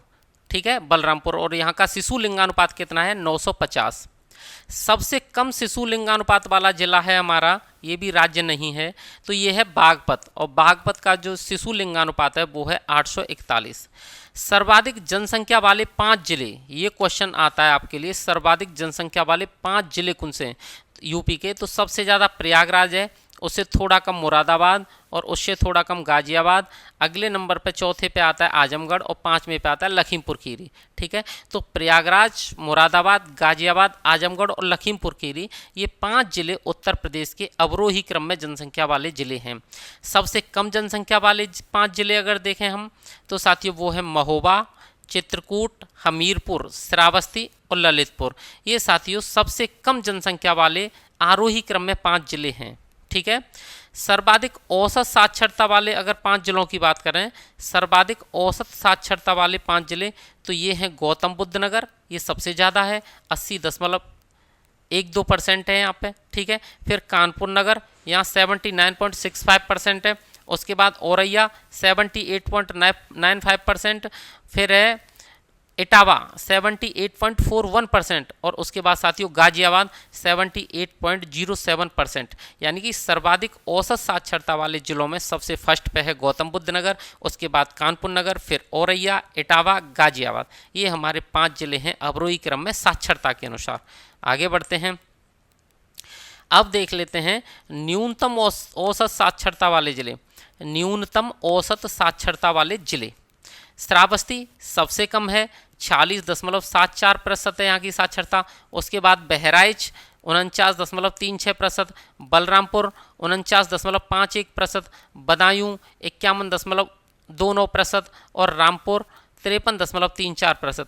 यानी कि अगर न्यूनतम साक्षरता के हिसाब से देखें आरोही क्रम में, तो सबसे कम साक्षरता है श्रावस्ती की, उससे थोड़ा अधिक है बहराइच, और उससे थोड़ा अधिक बलरामपुर, उससे थोड़ा ऊपर है बदायूं, और उसके बाद रामपुर। तो श्रावस्ती, बहराइच, बलरामपुर, बदायूं और रामपुर, ये हमारे औसत साक्षरता में आरोही जिले हैं, आरोही क्रम में जिले हैं। ठीक है। अब देखते हैं सर्वाधिक लिंगानुपात वाली 5 जिले, जहां लिंगानुपात अच्छा है, तो सबसे ज़्यादा जौनपुर में है 1024, आजमगढ़ में है 1019, देवरिया में है 1017, प्रतापगढ़ में है 998, सुल्तानपुर में 983। ये हमारे सर्वाधिक लिंगानुपात वाले अच्छे जिले हैं। ठीक है। अब न्यूनतम लिंगानुपात वाले अगर 5 जिले देखें, तो वो है गौतम बुद्ध नगर 851, बागपत और हमीरपुर ये बराबर हैं साथियों 861 पे, मथुरा, बांदा, कानपुर ये तीनों भी बराबर पे हैं 863, और औरैया 864। तो ये हमारे लिंगानुपात में आरोही क्रम में, यानी सबसे बेकार वाला लिंगानुपात में, फिर थोड़ा सा अच्छा, ये आरोही क्रम में लिंगानुपात में न्यूनतम जिले हैं। अब देखते हैं सर्वाधिक ग्रामीण आबादी वाला जिला। हमारे उत्तर प्रदेश का ऐसा जिला जहाँ पर सर्वाधिक ग्रामीण आबादी रहती है, तो वो है साथियों प्रयागराज। अब देखते हैं सबसे कम ग्रामीण आबादी वाला जिला। ठीक है। तो सबसे कम ग्रामीण आबादी वाला जिला है गौतम बुद्ध नगर। अब आगे बढ़ते हैं। तो साथियों, सर्वाधिक शहरी आबादी वाला जो जिला है वो है गाजियाबाद। सबसे कम शहरी आबादी वाला जो जिला है वो है श्रावस्ती। अब बात करते हैं देश में। तो देश में सर्वाधिक ऐसी आबादी वाला राज्य अगर पूछा जाए साथियों तो वो हमारा उत्तर प्रदेश है, और यहाँ ऐसी आबादी कितनी है 16.6%। अगर राज्य में कुल एससी का प्रतिशत पूछा जाए, राज्य में कुल एससी जनसंख्या का प्रतिशत, तो वो है 20.69%। पूरी जनसंख्या का, राज्य की पूरी जनसंख्या का जो एससी आबादी है वो है 20.69%। सर्वाधिक एससी आबादी वाला जिला पूछा जाए अगर यूपी के अंदर तो वो है सीतापुर। सबसे कम एससी आबादी वाला जिला पूछा जाए यूपी के अंदर तो साथियों वो है बागपत। ठीक है, आगे बढ़ते हैं। अब देखते हैं राज्य में कुल एसटी जनसंख्या का प्रतिशत। एसटी शेड्यूल ट्राइब, ठीक है, शेड्यूल कास्ट तो हमने देख लिया एससी, अब शेड्यूल ट्राइब की बात कर लेते हैं। तो राज्य में कुल एसटी जनसंख्या का प्रतिशत है वो है 0.57%। ठीक है, 1% भी नहीं है साथियों, बहुत कम है। और सर्वाधिक एसटी आबादी वाला जिला अगर पूछा जाए तो साथियों सोनभद्र। ठीक है, सबसे कम एसटी आबादी वाला जिला पूछा जाए तो ये बागपत है। यहाँ एससी भी सबसे कम है और एसटी भी सबसे कम है। राज्य की कुल जनसंख्या में अल्पसंख्यक पूछे जाए, अल्पसंख्यक, तो 20.3% अल्पसंख्यक हैं पूरे राज्य में 2011 की जनगणना के अकॉर्डिंग। ठीक है, 2011 के अनुसार अगर हम सारे ही अल्पसंख्यकों को देख लें या सारे ही समुदायों को देख लें जो यूपी में रहते हैं, तो 2011 के अकॉर्डिंग हमारे यूपी में मुस्लिम जो थे वो थे 19.26%। सिख जो थे वो थे 0.32%, केवल बहुत कम है 0.32%। और जो ईसाई हैं वो थे 0.18%। जो जैन है वो थे 0.11%। और जो बौद्ध थे वो थे 0.10%। और हिंदू की बात करें तो साथियों हिंदू थे 79.73, यानी कि 79.73%, इतने हिंदू थे। ठीक है, तो आपने सारे समुदायों की जनसंख्या देख ली है उत्तर प्रदेश के अंदर और 2011 के सेंसस के अकॉर्डिंग। ठीक है, अब आगे बढ़ते हैं। अब हम देख लेते हैं शिशु मृत्यु दर 2020। ये मृत्यु दर वाली रिपोर्ट से है साथियों। तो शिशु मृत्यु दर 2020 के अकॉर्डिंग है 38 प्रति हजार। ठीक है, हर 1000 शिशुओं पे 38 शिशुओं की मृत्यु हो जाती है, ये बताया गया है 2020 के अकॉर्डिंग। जन्म दर देखें तो जन्म दर है 25.1 प्रति हजार। ठीक है, मृत्यु दर देखें 2020 के अकॉर्डिंग तो मृत्यु दर है 6.5 प्रति हजार। कुल प्रजनन दर देखें 19-21 के अकॉर्डिंग तो वो है 2.35 NFHS 5। ठीक है, मातृत्व मृत्यु दर अगर देखें साथियों 2020 के अकॉर्डिंग तो वो है 167 प्रति हजार। प्रदेश में दिव्यांग देखें 2019 के अकॉर्डिंग तो वो है 2.08%। 2.08%।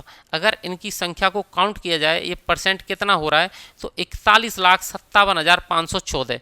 41,57,514 हमारे पूरे प्रदेश में विकलांग हैं, दिव्यांग हैं 2019 के अकॉर्डिंग।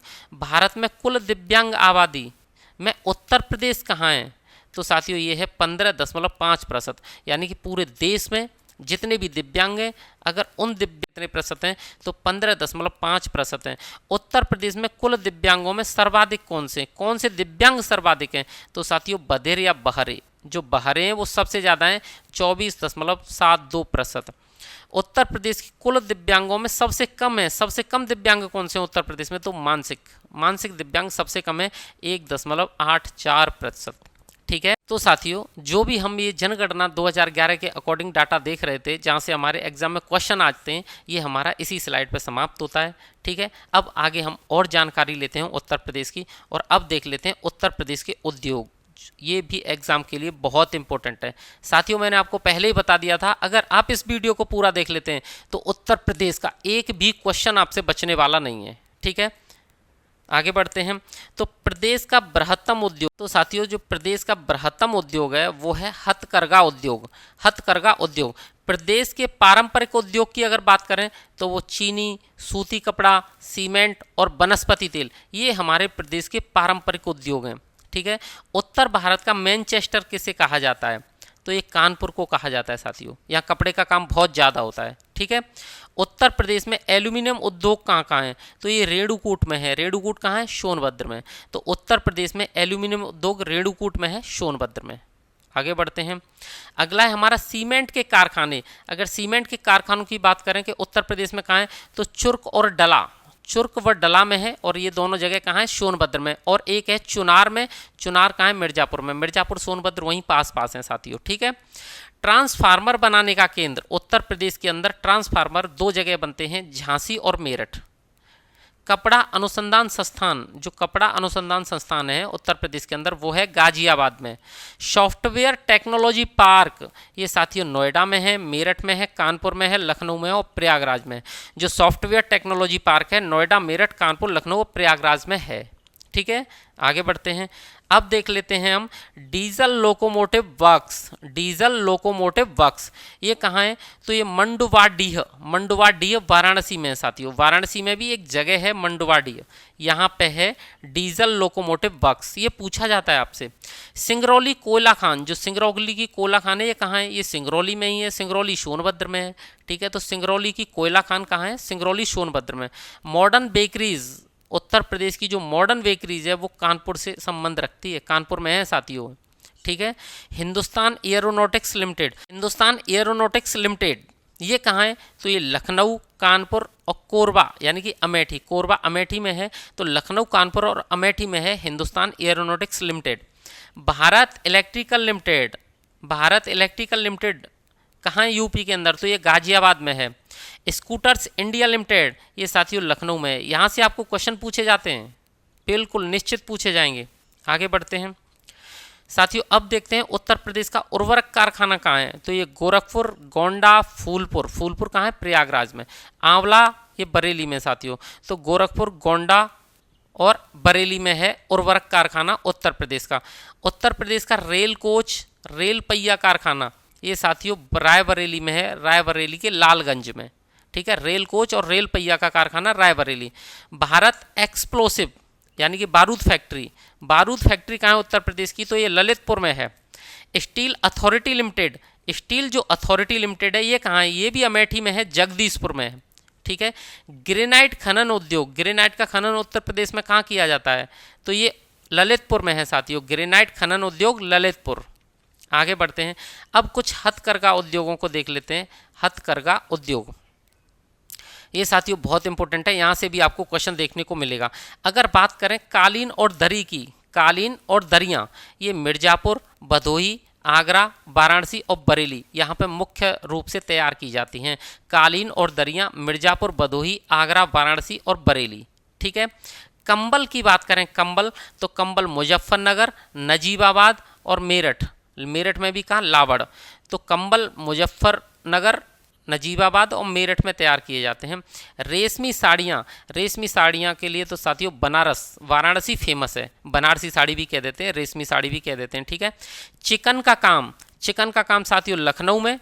जरी और चिकन पर गोटे का काम ये लखनऊ और वाराणसी दोनों में। चिकन और जरी का काम लखनऊ और वाराणसी दोनों जगह, ठीक है। आगे बढ़ते हैं।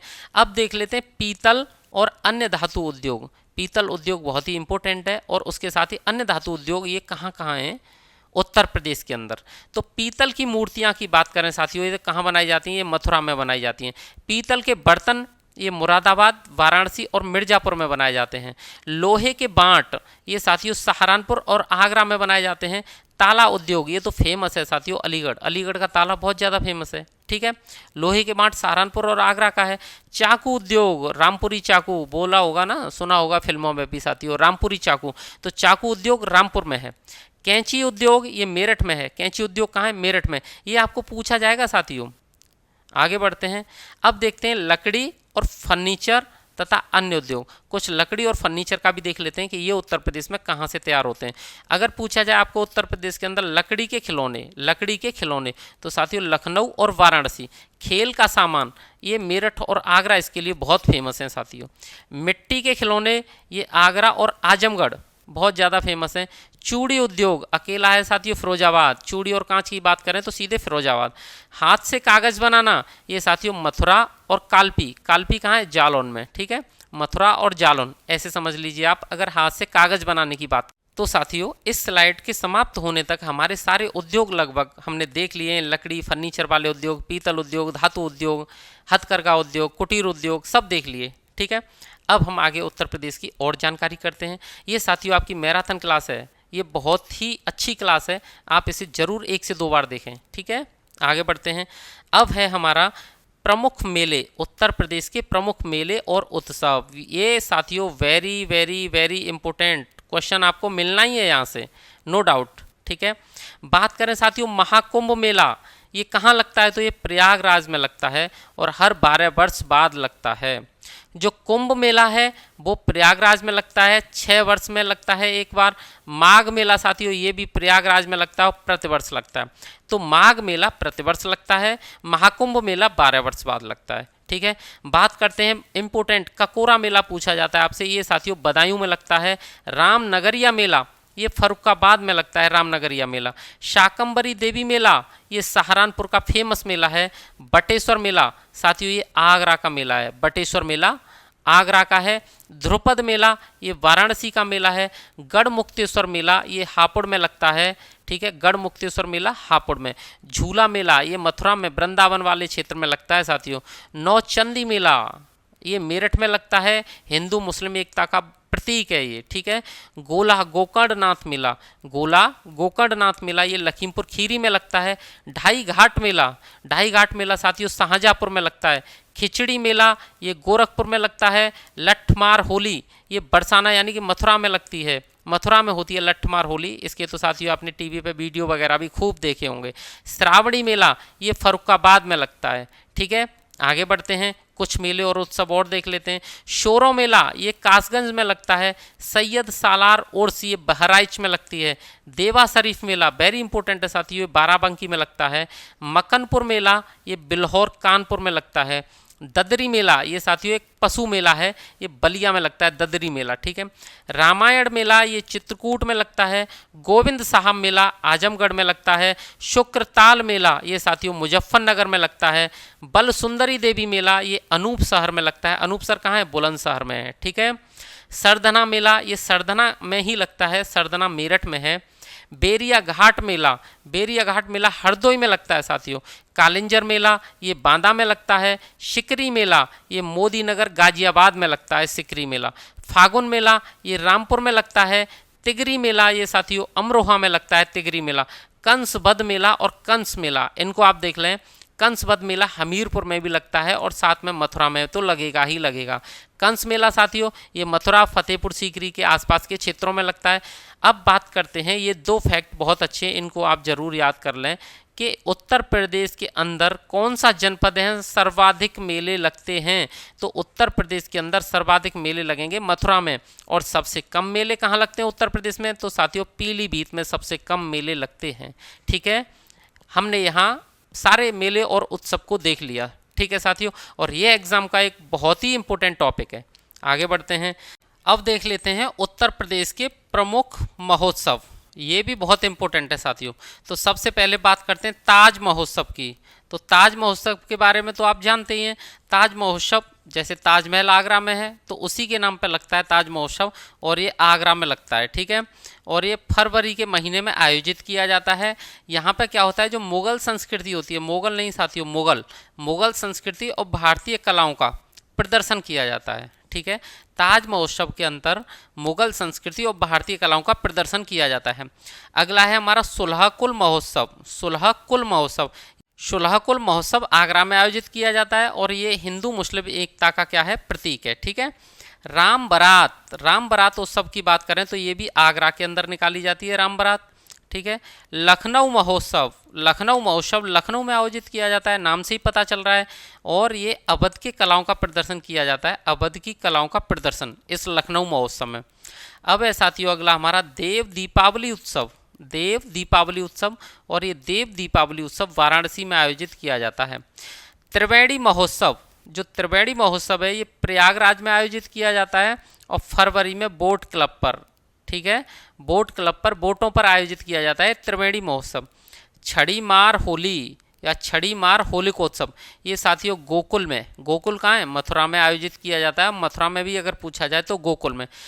अगला है साथियों हमारा चिता भस्मी होलिकोत्सव।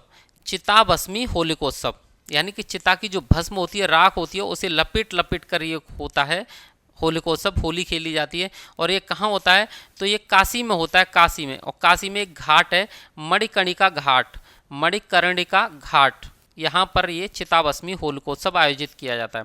अगला है कबीर उत्सव या मगहर महोत्सव। ये साथियों मगहर में मनाया जाता है। संत कबीर नगर में है एक स्थान मगहर, ठीक है, वहाँ पे कबीर उत्सव या मगहर महोत्सव मनाया जाता है। अगला है हमारा शॉपिंग फेस्टिवल। शॉपिंग फेस्टिवल ये नोएडा में मनाया जाता है, गौतम बुद्ध नगर में, गौतम बुद्ध नगर में है नोएडा, ठीक है। बुद्ध महोत्सव की बात करें तो साथियों सारनाथ में है, ये वाराणसी में। कंपिल उत्सव, कंपिल उत्सव साथियों फर्रुखाबाद में मनाया जाता है और फर्रुखाबाद के जैन मंदिरों में आयोजन होता है इसका।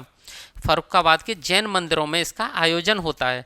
अमीर खुसरो महोत्सव, तो साथियों जो अमीर खुसरो महोत्सव है, तो ये अमीर खुसरो की जो जन्म स्थली है ना पटियाली, तो पटियाली में मनाया जाता है और पटियाली कासगंज जनपद में है, ठीक है। सरधना महोत्सव ये सरधना में, मेरठ में मनाया जाता है। कजरी महोत्सव ये मिर्जापुर में मनाया जाता है साथियों, कजरी महोत्सव। बिठूर गंगा महोत्सव, बिठूर तो आपको पता ही है कानपुर में है, तो बिठूर गंगा महोत्सव कानपुर के अंदर मनाया जाता है। ये हमारे प्रमुख उत्सव थे, उत्सव और त्यौहार, ये भी हमने देख लिए। अब हम आगे बढ़ते हैं, अब देखते हैं लोक नृत्य। साथियों कहाँ के देख रहे हैं हम, तो हम जो भी देख रहे हैं वो यूपी का देख रहे हैं, ठीक है, यूपी के लोक नृत्य देख रहे हैं हम।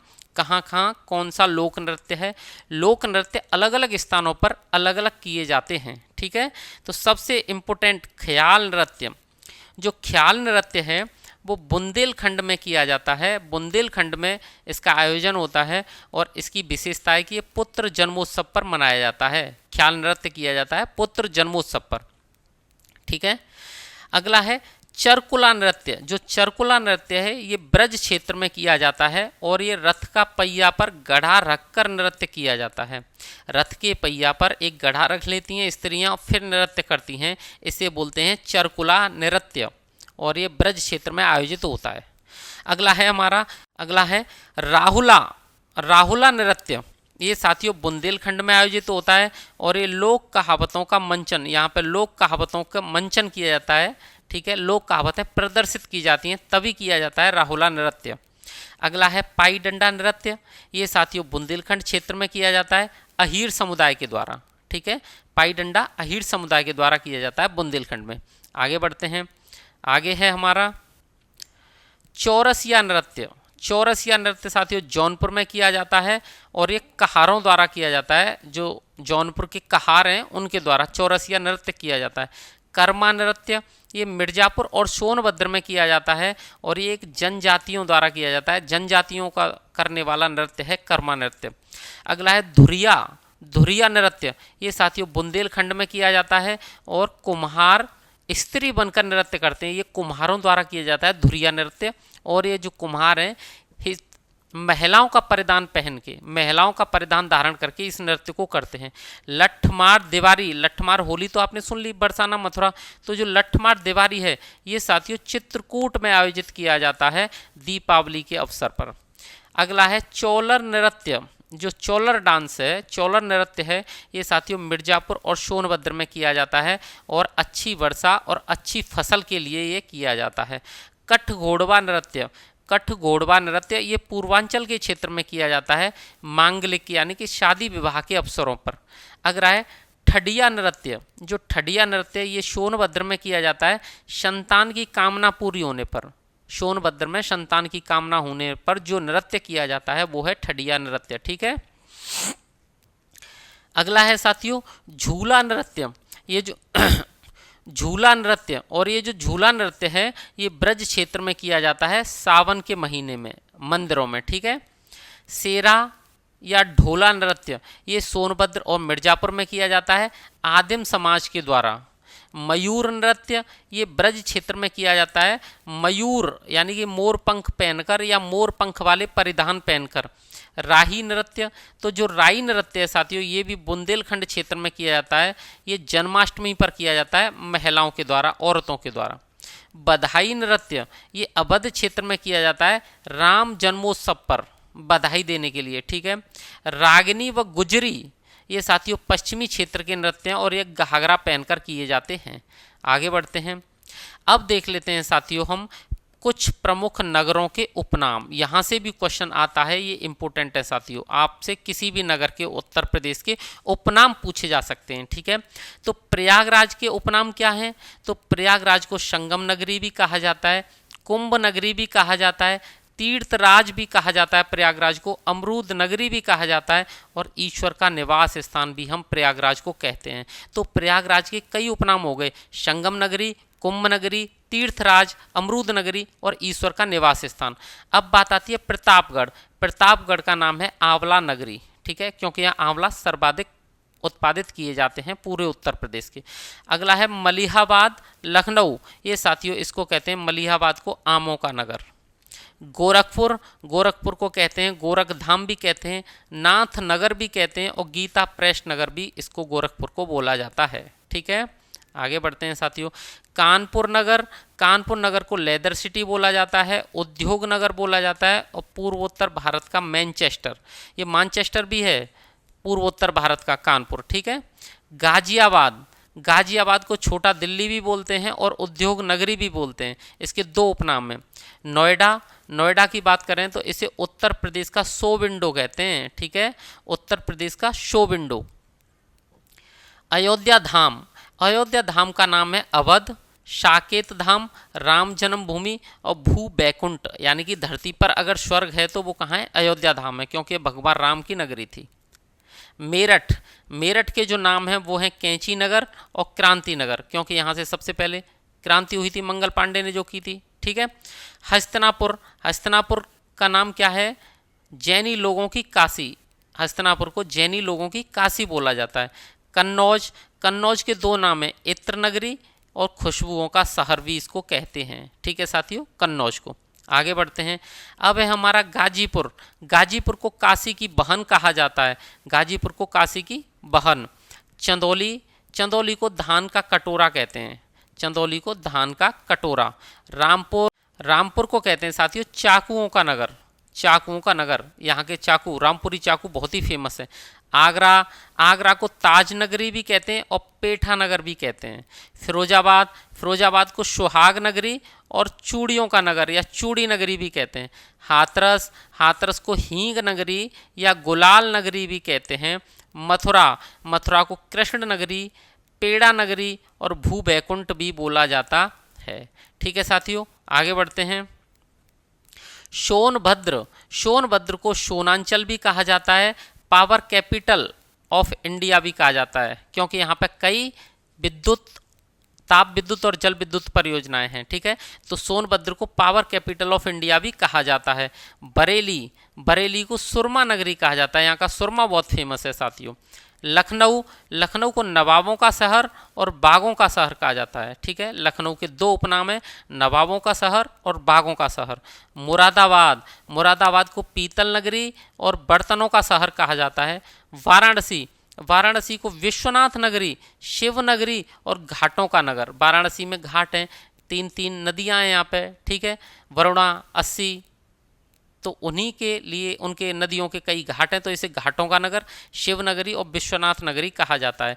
जौनपुर, जौनपुर को सिराज हिंद कहा जाता है साथियों, क्योंकि पुराने समय में इस शिक्षा का बहुत उच्च केंद्र था जौनपुर, ठीक है, और इसे पूर्व का सिराज भी कहते हैं। चरखारी कस्बा, ये महोबा में है, चरखारी कस्बा, इसे बुंदेली कश्मीर भी बोला जाता है।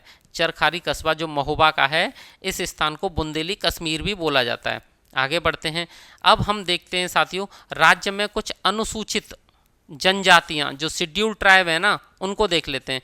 तो राज्य में अगर घटते क्रम में 3 जनजातियां हैं, यानी कि राज्य में सबसे ज़्यादा जो जनजाति है वो है गोंड, दूसरे नंबर पे है खरवार और तीसरे पे थारू। तो हमारे उत्तर प्रदेश में सर्वाधिक पाई जाने वाली जनजाति है गोंड, उसके बाद खरवार, फिर थारू। ठीक है, अब बात करते हैं कि सबसे पहले 1967 में कुछ 5 जनजातियों को सूचीबद्ध किया गया था, 5 जातियों को, कि भाई ये क्या है हमारी जनजातियाँ। कौन कौन सी थी वो 5? थारू, बुक्सा, जौनसारी, भोटिया और राजी। ये 5 जनजाति ऐसी हैं जिन्हें 1967 में ही सूचीबद्ध कर लिया गया था। ठीक है, थारू कहाँ रहती है? तो ये गोरखपुर के तराई क्षेत्र में पाई जाती है। बुक्सा ये बिजनौर जिले में पाई जाती है। जौनसारी गढ़वाल क्षेत्र में पाई जाती है। भोटिया ये भी गढ़वाल क्षेत्र में पाई जाती है। राजी ये उत्तराखंड में पाई जाती है। अब आप यहाँ ध्यान दें, 1967 के अंदर हमने ये अनुसूचित जनजाति देखी हैं 5, लेकिन उत्तर प्रदेश का विभाजन बाद में हुआ है, 13 जिले काट कर कहाँ दे दिए हैं? उत्तराखंड के लिए। तो एक बार पुनः उत्तर प्रदेश के लिए जो जनजातियाँ हैं उनको सूचीबद्ध किया गया था। अब हम वो देख लेते हैं। ठीक है, वो कब किया गया है? 2003 में। तो 2003 में जो सूचीबद्ध जनजातियां हैं वो कितनी हैं? 10 जनजातियां हैं जिनको सूचीबद्ध किया गया है। सबसे पहली गोंड, फिर खरवार, सहरिया, परहिया, बैगा, पंखा और पनिका, अगरिया, पथारी, चेरो, भुइया और भुनिया, ये जनजाति हैं। इनको 2003 में सूचीबद्ध किया गया है। ठीक है, तो जो गोंड जनजाति है ये कहाँ रहती है? महाराजगंज, सिद्धार्थनगर, बस्ती, संत कबीर नगर, गोरखपुर और मऊ में। ठीक है, खरवार देवरिया, बलिया, गाजीपुर, वाराणसी, चंदौली और सोनभद्र में। सहरिया ललितपुर में है। परहिया ये सोनभद्र में है साथियों। बैगा सोनभद्र में है। पंखा और पनिका ये सोनभद्र और मिर्जापुर में है। अगरिया सोनभद्र में है। पथारी सोनभद्र में है। चेरो सोनभद्र और चंदौली में है। भुइया और बुनिया सोनभद्र में है। तो आप ज़्यादातर क्या देख रहे हो? सब जगह सोनभद्र देख रहे हो। तो हमारे उत्तर प्रदेश की जो सर्वाधिक जनजाति वाला जिला है वो सोनभद्र ही है। ये हम पहले ही क्लियर कर चुके हैं। ठीक है, आगे बढ़ते हैं। अब देख लेते हैं साथियों बहुत इम्पोर्टेंट टॉपिक कि उत्तर प्रदेश साहित्य, उत्तर प्रदेश का जो साहित्य है और पत्रिकाएं कौन सी ज़्यादा फेमस है। यहाँ से भी आपको क्वेश्चन पूछा जा सकता है। तो अगर देखा जाए उत्तर प्रदेश का पहला हिंदी पत्र कौन सा है, तो साथियों वो है बनारस अखबार। उत्तर प्रदेश का पहला हिंदी पत्र है बनारस अखबार और ये 1845 में संपादित होना शुरू हुआ था। और इसके संपादक कौन थे? शिव प्रसाद सितारे। ये इन्होंने शुरुआत की थी। शिव प्रसाद सितारे ने 1845 में बनारस अखबार की। ठीक है, अगर उत्तर प्रदेश का प्रथम उर्दू अखबार की बात करें तो ये है साथियों सरदल अखबार, और ये आगरा से शुरू किया गया था 1846 में। गीता प्रेस की बात करें साथियों, ये एक धार्मिक पत्रिका है गीता प्रेस की। ठीक है, और ये कल्याण। अब हम देखेंगे समाचार पत्र और इनका संपादन किसने किया और कौन से स्थान से किया। तो ब्राह्मण ये पूछा जाता है। ब्राह्मण इसके संपादक हैं प्रताप नारायण मिश्र, और ये संपादित की थी कानपुर से। इसका स्थान था कानपुर। आनंद कादम्बिनी ये है साथियों बद्री नारायण चौधरी की पत्रिका, और ये शुरुआत कहाँ से थी इसकी? मिर्जापुर से। इंदु अंबिका प्रसाद गुप्त की है वाराणसी से। ठीक है, आगे बढ़ते हैं। प्रताप है साथियों गणेश शंकर विद्यार्थी जी की, और ये कानपुर से संपादित करते थे। हंस है मुंशी प्रेमचंद की, ये वाराणसी से थे। कवि वचन सुधा है भारुतेंदु हरिश्चंद्र जी की, ये बनारस से थे। अखंड ज्योति गायत्री परिवार की है, और ये मथुरा से इसे देखते थे। सरस्वती जो पत्रिका है महावीर प्रसाद द्विवेदी जी की है, और इसका स्थान पहले झांसी था, बाद में कानपुर हो गया। ठीक है, कौमी आवाज़ नेहरू और अहमद किदवई की है साथियों, और ये लखनऊ से इसे देखते थे। कल्याण ये गीता प्रेस की है, और ये गोरखपुर से चलती थी। गीता प्रेस कहाँ है? गोरखपुर में। ठीक है, तो ये प्रमुख कुछ पत्र और पत्रिकाएं हैं साथियों जो हमारे उत्तर प्रदेश की हैं। अब आगे बढ़ते हैं।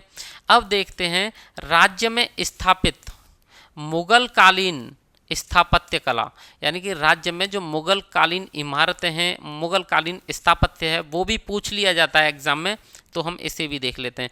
यहाँ देखेंगे प्रमुख स्थापत्य, उनकी स्थिति यानी कि कहाँ स्थित हैं ये, और इसका और यहाँ देखेंगे कि इसका निर्माता कौन है। तो साथियों जामा मस्जिद संभल के अंदर है और ये बाबर ने बनवाई थी। आगरा का किला, ये साथियों आगरा में है, इसे अकबर ने बनवाया था। इलाहाबाद का किला, ये इलाहाबाद यानी कि प्रयागराज में है, इसे भी अकबर ने बनवाया था। सलीम चिश्ती का मकबरा, ये फतेहपुर सीकरी में है, इसे भी अकबर ने बनवाया था। बुलंद दरवाज़ा, ये भी फतेहपुर सीकरी में है, इसे भी अकबर ने बनवाया था। आगे बढ़ते हैं। अब है पंचमहल। पंचमहल भी साथियों फतेहपुर सीकरी की जो दरगाह है उसी में है, ये अकबर ने ही बनवाया था। जोधाबाई महल, ये भी फतेहपुर सीकरी में है, अकबर ने ही बनवाया था। जहांगीरी महल, ये साथियों आगरा में है, ये भी अकबर ने बनवाया था। एतमाद दौला का मकबरा, ये आगरा में है, ये नूर जहाँ ने बनवाया था अपने पिता के लिए। ठीक है, एतमाद दौला का मकबरा ये आगरा में है, नूर जहाँ ने बनवाया था। अकबर का मकबरा, ये सिकंदरा है, सिकंदरा आगरा में, और ये जहांगीर ने बनवाया था, उसके बेटे ने। न्याय की जंजीर, ये साथियों आगरा में है, जहांगीर ने लगवाई थी। ताजमहल, ये आगरा में है, ये शाहजहाँ ने बनवाया था। मोती मस्जिद, ये आगरा में है, ये भी शाहजहाँ ने बनवाई थी। ठीक है, आगे बढ़ते हैं। अब देखते हैं हम उत्तर प्रदेश की कला एवं संस्कृति। कला एवं संस्कृति, ये साथियों बहुत इम्पोर्टेंट है। हम कला और संस्कृति की प्रमुख संस्थाएं देखेंगे, उनकी स्थिति की। ये संस्था का जो मुख्यालय है, ये संस्था ये कहाँ है और इसकी स्थापित तिथि कब है, ये कब स्थापित की गई। तो सबसे पहले देखते हैं भातखंडे हिंदुस्तानी संगीत महाविद्यालय। दोबारा पढ़ता हूँ, भातखंडे हिंदुस्तानी संगीत महाविद्यालय, ये साथियों लखनऊ में है, इसे जुलाई 1926 में स्थापित किया गया था। राज्य ललित कला अकादमी, राज्य ललित कला अकादमी, ये भी लखनऊ में है, इसे फरवरी 1962 में स्थापित किया गया था। भारतेंदु नाट्य अकादमी, भारतेंदु नाट्य अकादमी, ये भी लखनऊ में है, इसे अगस्त 1975 में स्थापित किया गया था। उत्तर प्रदेश संगीत नाटक अकादमी, उत्तर प्रदेश संगीत नाटक अकादमी, ये भी साथियों लखनऊ में है, इसे नवंबर 1963 में स्थापित किया गया था। राष्ट्रीय कथक संस्थान, राष्ट्रीय कथक संस्थान, ये भी लखनऊ में है, ये 88 से 89, 1988 से 89 के बीच में स्थापित किया गया था। अयोध्या शोध संस्थान, अयोध्या शोध संस्थान, ये अयोध्या में है, इसे अगस्त 1986 में स्थापित किया गया था। ठीक है, आगे बढ़ते हैं। अब देख लेते हैं साथियों एक बहुत ही इम्पोर्टेंट टॉपिक, जहाँ से क्वेश्चन आपको देखने को मिलेगा ही मिलेगा। एक जिला एक उत्पाद, एक जिला एक उत्पाद देख लेते हैं 2018 के अकॉर्डिंग। और आज भी लगभग जो एक जिला एक उत्पाद है वही हैं साथियों जो पहले से हैं। ठीक है, और ये अपने ज़िले के सबसे विशिष्ट, सबसे अनूठा उत्पाद होता है, उसे ही एक जिला एक उत्पाद में चुना जाता है। ठीक है, तो अमरोहा बात करते हैं सबसे पहले अमरोहा की। अमरोहा की ढोलक, ठीक है साथियों, इसे जीआई टैग भी मिल चुका है। तो जो अमरोहा की ढोलक है, ये एक अपने आप में बाजाने वाला यंत्र है, वाद्य यंत्र है। ये क्या है, अमरोहा का एक उत्पाद है। ठीक है, प्रयागराज, अमेठी और सुल्तानपुर, इन तीनों का जो उत्पाद है वो है मूंज उत्पाद। ये आप याद रखना, प्रयागराज, अमेठी और सुल्तानपुर, इनका जो उत्पाद है वो मूंज उत्पाद है। अलीगढ़, अलीगढ़ के ताले और हार्डवेयर।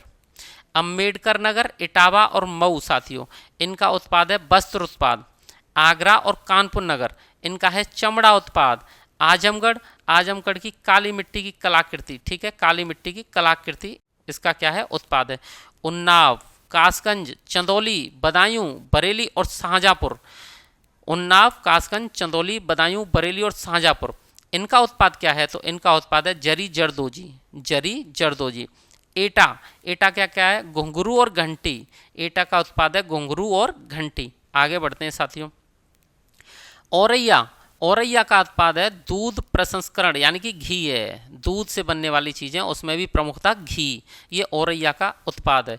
कन्नौज, कन्नौज का उत्पाद है इत्र, ठीक है, इत्र जिसे आप सेंट कहते हैं। कानपुर देहात, कानपुर देहात का है साथियों जस्ता बर्तन, जस्ते का बर्तन। कुशीनगर, कुशीनगर का है केला रेशा उत्पाद, केला रेशा उत्पाद। कौशाम्बी का है साथियों खाद्य प्रसंस्करण, और उसमें क्या है, केला, कौशाम्बी का खाद्य प्रसंस्करण यानी कि केला। गाजियाबाद का उत्पाद क्या है, यांत्रिकी उत्पाद है यहाँ के। गाजीपुर का जूट वाले हैंगिंग्स, जूट वाले हैंगिंग्स। गोरखपुर का क्या है, मिट्टी के बर्तन, वही टेराकोटा वाला, ठीक है। गोंडा और बलरामपुर, इसका उत्पाद क्या है? इसकी है साथियों दाल। खाद्य प्रसंस्करण है इसका उत्पाद, यानी कि दाल। गौतम बुद्ध नगर का उत्पाद क्या है? सिले सिलाए वस्त्र, रेडीमेड जो कपड़े आते हैं ना, रेडीमेड गारमेंट्स, वो गौतम बुद्ध नगर का उत्पाद है। आगे बढ़ते हैं। चित्रकूट, चित्रकूट का उत्पाद है लकड़ी के खिलौने। जालौन, जालौन का उत्पाद है हस्त निर्मित कागज। जालौन और मथुरा, मथुरा में भी बहुत होता है, लेकिन उत्पाद किसका है? वो जालौन का। जौनपुर, जौनपुर का है ऊनी दरी। झांसी, झांसी का उत्पाद है सॉफ्ट खिलौने। देवरिया का उत्पाद है सजावटी उत्पाद। पीलीभीत, पीलीभीत का उत्पाद है साथियों बांसुरी। प्रतापगढ़, प्रतापगढ़ का है खाद्य प्रसंस्करण और उसमें भी आंवला। आंवला को बहुत ही फेमस है, यहाँ का नंबर 1 है, ठीक है। फतेहपुर, फतेहपुर की बेड शीट। फर्रुखाबाद, फर्रुखाबाद का ब्लॉक प्रिंटिंग, जो ब्लॉक प्रिंटिंग का काम है वो फर्रुखाबाद का क्या है? उत्पाद है। फिरोजाबाद, फिरोजाबाद का कांच उत्पाद या चूड़ियाँ भी कह सकते हैं आप, ये फिरोजाबाद का कार्य है। अयोध्या और मुजफ्फरनगर, अयोध्या और मुजफ्फरनगर का साथियों गुड़। बलिया, बलिया की बिंदी। बस्ती, बिजनौर, रायबरेली और सहारनपुर, बस्ती, बिजनौर, रायबरेली और सहारनपुर यहाँ का काष्ठ शिल्प उत्पाद है, ठीक है। बहराइच, बहराइच में क्या बनाते हैं? गेहूं के डंठल से कुछ चीज़ें बनाते हैं, वही यहाँ की क्या है? एक जिला एक उत्पाद है।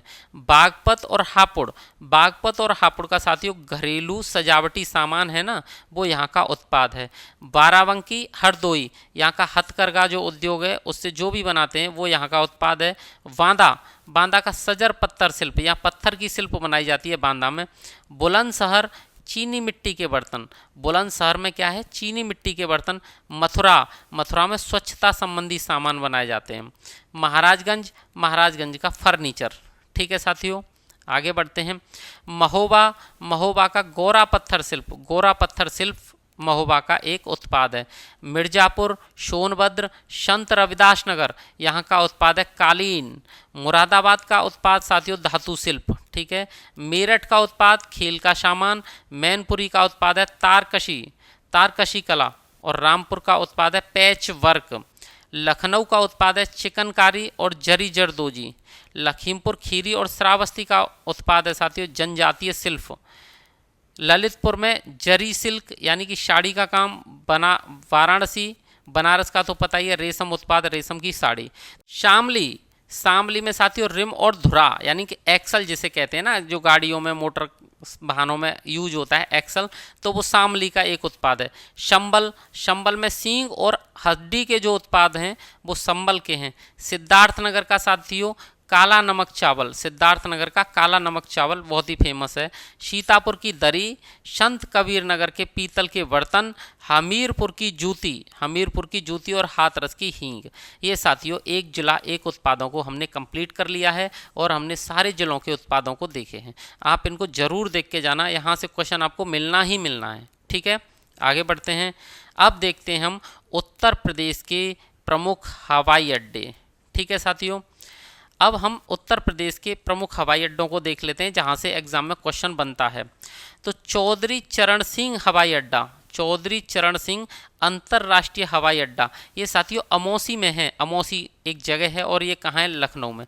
तो चौधरी चरण सिंह अंतर्राष्ट्रीय हवाई अड्डा अमौसी, ये लखनऊ में है।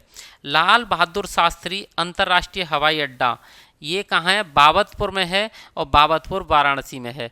तो लाल बहादुर शास्त्री अंतर्राष्ट्रीय हवाई अड्डा बाबतपुर वाला वाराणसी में है। बमरौली हवाई अड्डा, बमरौली, ये साथियों प्रयागराज में है। चकेरी हवाई अड्डा, चकेरी कानपुर, तो ये कानपुर में है। गणेश शंकर विद्यार्थी हवाई अड्डा, ये भी साथियों कानपुर में है, ठीक है। आगे बढ़ते हैं। खेरिया हवाई अड्डा, ये आगरा में है। खेरिया हवाई अड्डा आगरा में। सरसावा हवाई अड्डा, ये साथियों सहारनपुर में है। हिंडन हवाई अड्डा, हिंडन, ये गाजियाबाद में है। मर्यादा पुरुषोत्तम श्री राम अंतर्राष्ट्रीय हवाई अड्डा, अंतर्राष्ट्रीय मर्यादा पुरुषोत्तम श्री राम अंतर्राष्ट्रीय हवाई अड्डा, अब ये कहाँ होगा? अयोध्या, इसमें पूछने की बात नहीं है। जेवर अंतर्राष्ट्रीय हवाई अड्डा, ये साथियों काम चल रहा है इस पर, ये गौतम बुद्ध नगर में है, ठीक है। ये भी अंतर्राष्ट्रीय हवाई अड्डा बहुत बड़ा। आगे बढ़ते हैं साथियों। अब देखते हैं कुछ केंद्रीय संस्थान, केंद्रीय संस्थान संगठन उत्तर प्रदेश में कौन कौन से हैं, ये बहुत ही इंपॉर्टेंट है। सबसे पहले यहाँ से क्वेश्चन पूछा जाता है साथियों आपको, जैसे central drug research institute, central drug research institute ये कहाँ है? ये लखनऊ में है। आयुर्वेदिक रिसर्च इंस्टीट्यूट ये कहाँ है? ये भी लखनऊ में है। National botanical research institute, national botanical research institute ये भी साथियों लखनऊ में है।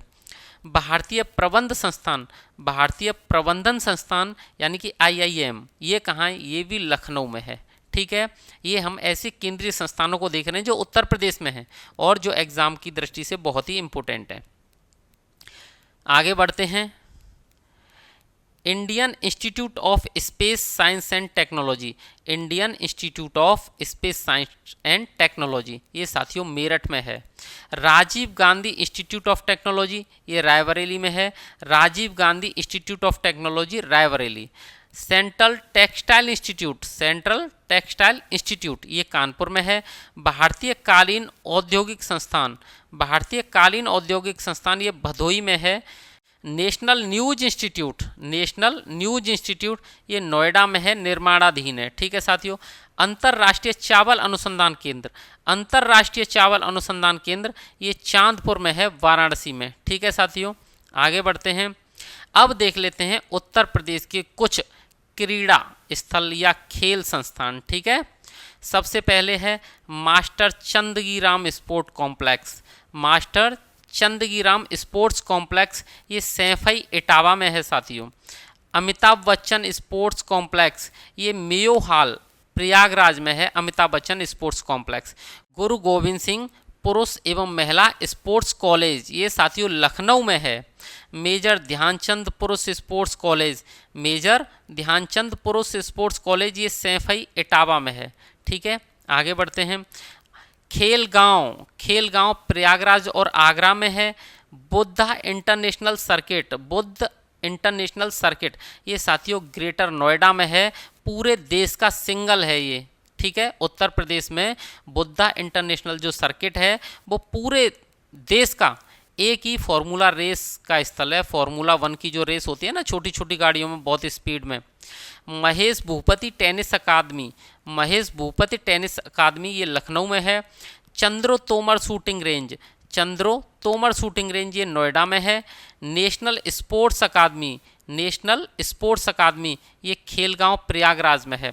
पहला अंतर्राष्ट्रीय क्रिकेट स्टेडियम, पहला अंतर्राष्ट्रीय क्रिकेट स्टेडियम ये ग्रीन पार्क स्टेडियम भी बोलते हैं इसे, ये कानपुर में है साथियों। ठीक है, आगे बढ़ते हैं। अब देख लेते हैं प्रदेश के कुछ विशेष स्थल, प्रदेश के विशेष स्थल। Buddha theme park, Buddha theme park कहाँ है? ये साथियों सारनाथ वाराणसी में है, Buddha theme park. Janeshwar Mishra park, Janeshwar Mishra park ये एशिया का सबसे बड़ा है पार्क, ये गोमती नगर लखनऊ में है। प्रदेश की पहली मॉडल सिटी, प्रदेश की पहली मॉडल सिटी ये साथियों नई काशी में है, वाराणसी में। इस्कॉन द्वारा विश्व का सबसे ऊंचा चंद्रोदय मंदिर, इस्कॉन जो इस्कॉन ग्रुप है ना उसने बनाया है विश्व का सबसे ऊंचा चंद्रोदय मंदिर, ये वृंदावन में है, निर्माणाधीन बन रहा है साथियों। ठीक है, आगे बढ़ते हैं। आचार्य नरेंद्र देव स्मृति पार्क, आचार्य नरेंद्र देव स्मृति पार्क ये सीतापुर में है। राज्य का पहला साइंस पार्क, राज्य का पहला साइंस पार्क ये गाजियाबाद में है। लेदर टेक्नोलॉजी पार्क ये बंथरा, बंथरा यानी कि उन्नाव में है। टेक्सटाइल व हौजरी पार्क, टेक्सटाइल व हौजरी पार्क ये रूमा कानपुर में है साथियों। प्लास्टिक सिटी और पार्क ये डिबियापुर औरैया में है। केंद्र द्वारा सैटेलाइट टाउन के रूप में चयनित ये पिलखुवा, पिलखुवा हापुड़ में है साथियों, ये सैटेलाइट टाउन के रूप में चयनित किया गया है पिलखुवा को, ये हापुड़ में है। आगे बढ़ते हैं। एशिया का प्रथम डीएनए बैंक, एशिया का प्रथम डीएनए बैंक पूरे एशिया महाद्वीप का वो लखनऊ में है, बायोटेक पार्क में। ठीक है, वन्य जीवों का डीएनए बैंक, वन्य जीवों का डीएनए बैंक ये बरेली में है।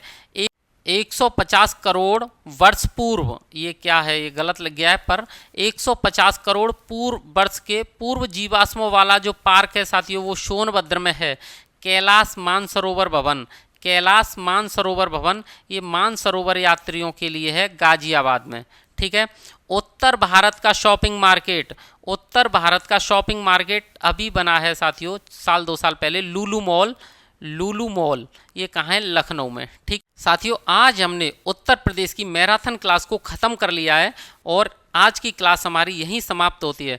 साथियों, मैं आपको बता रहा हूँ, अगर आप आज की क्लास को अच्छे से 1 या 2 बार देख लेते हो तो यूपी स्पेशल का कोई भी क्वेश्चन आपसे छूटेगा नहीं। हमने इस क्लास में लगभग इम्पोर्टेंट सारे टॉपिक्स को पढ़ लिया है।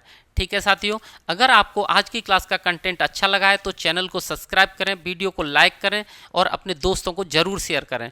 वीडियो देखने के लिए धन्यवाद साथियों।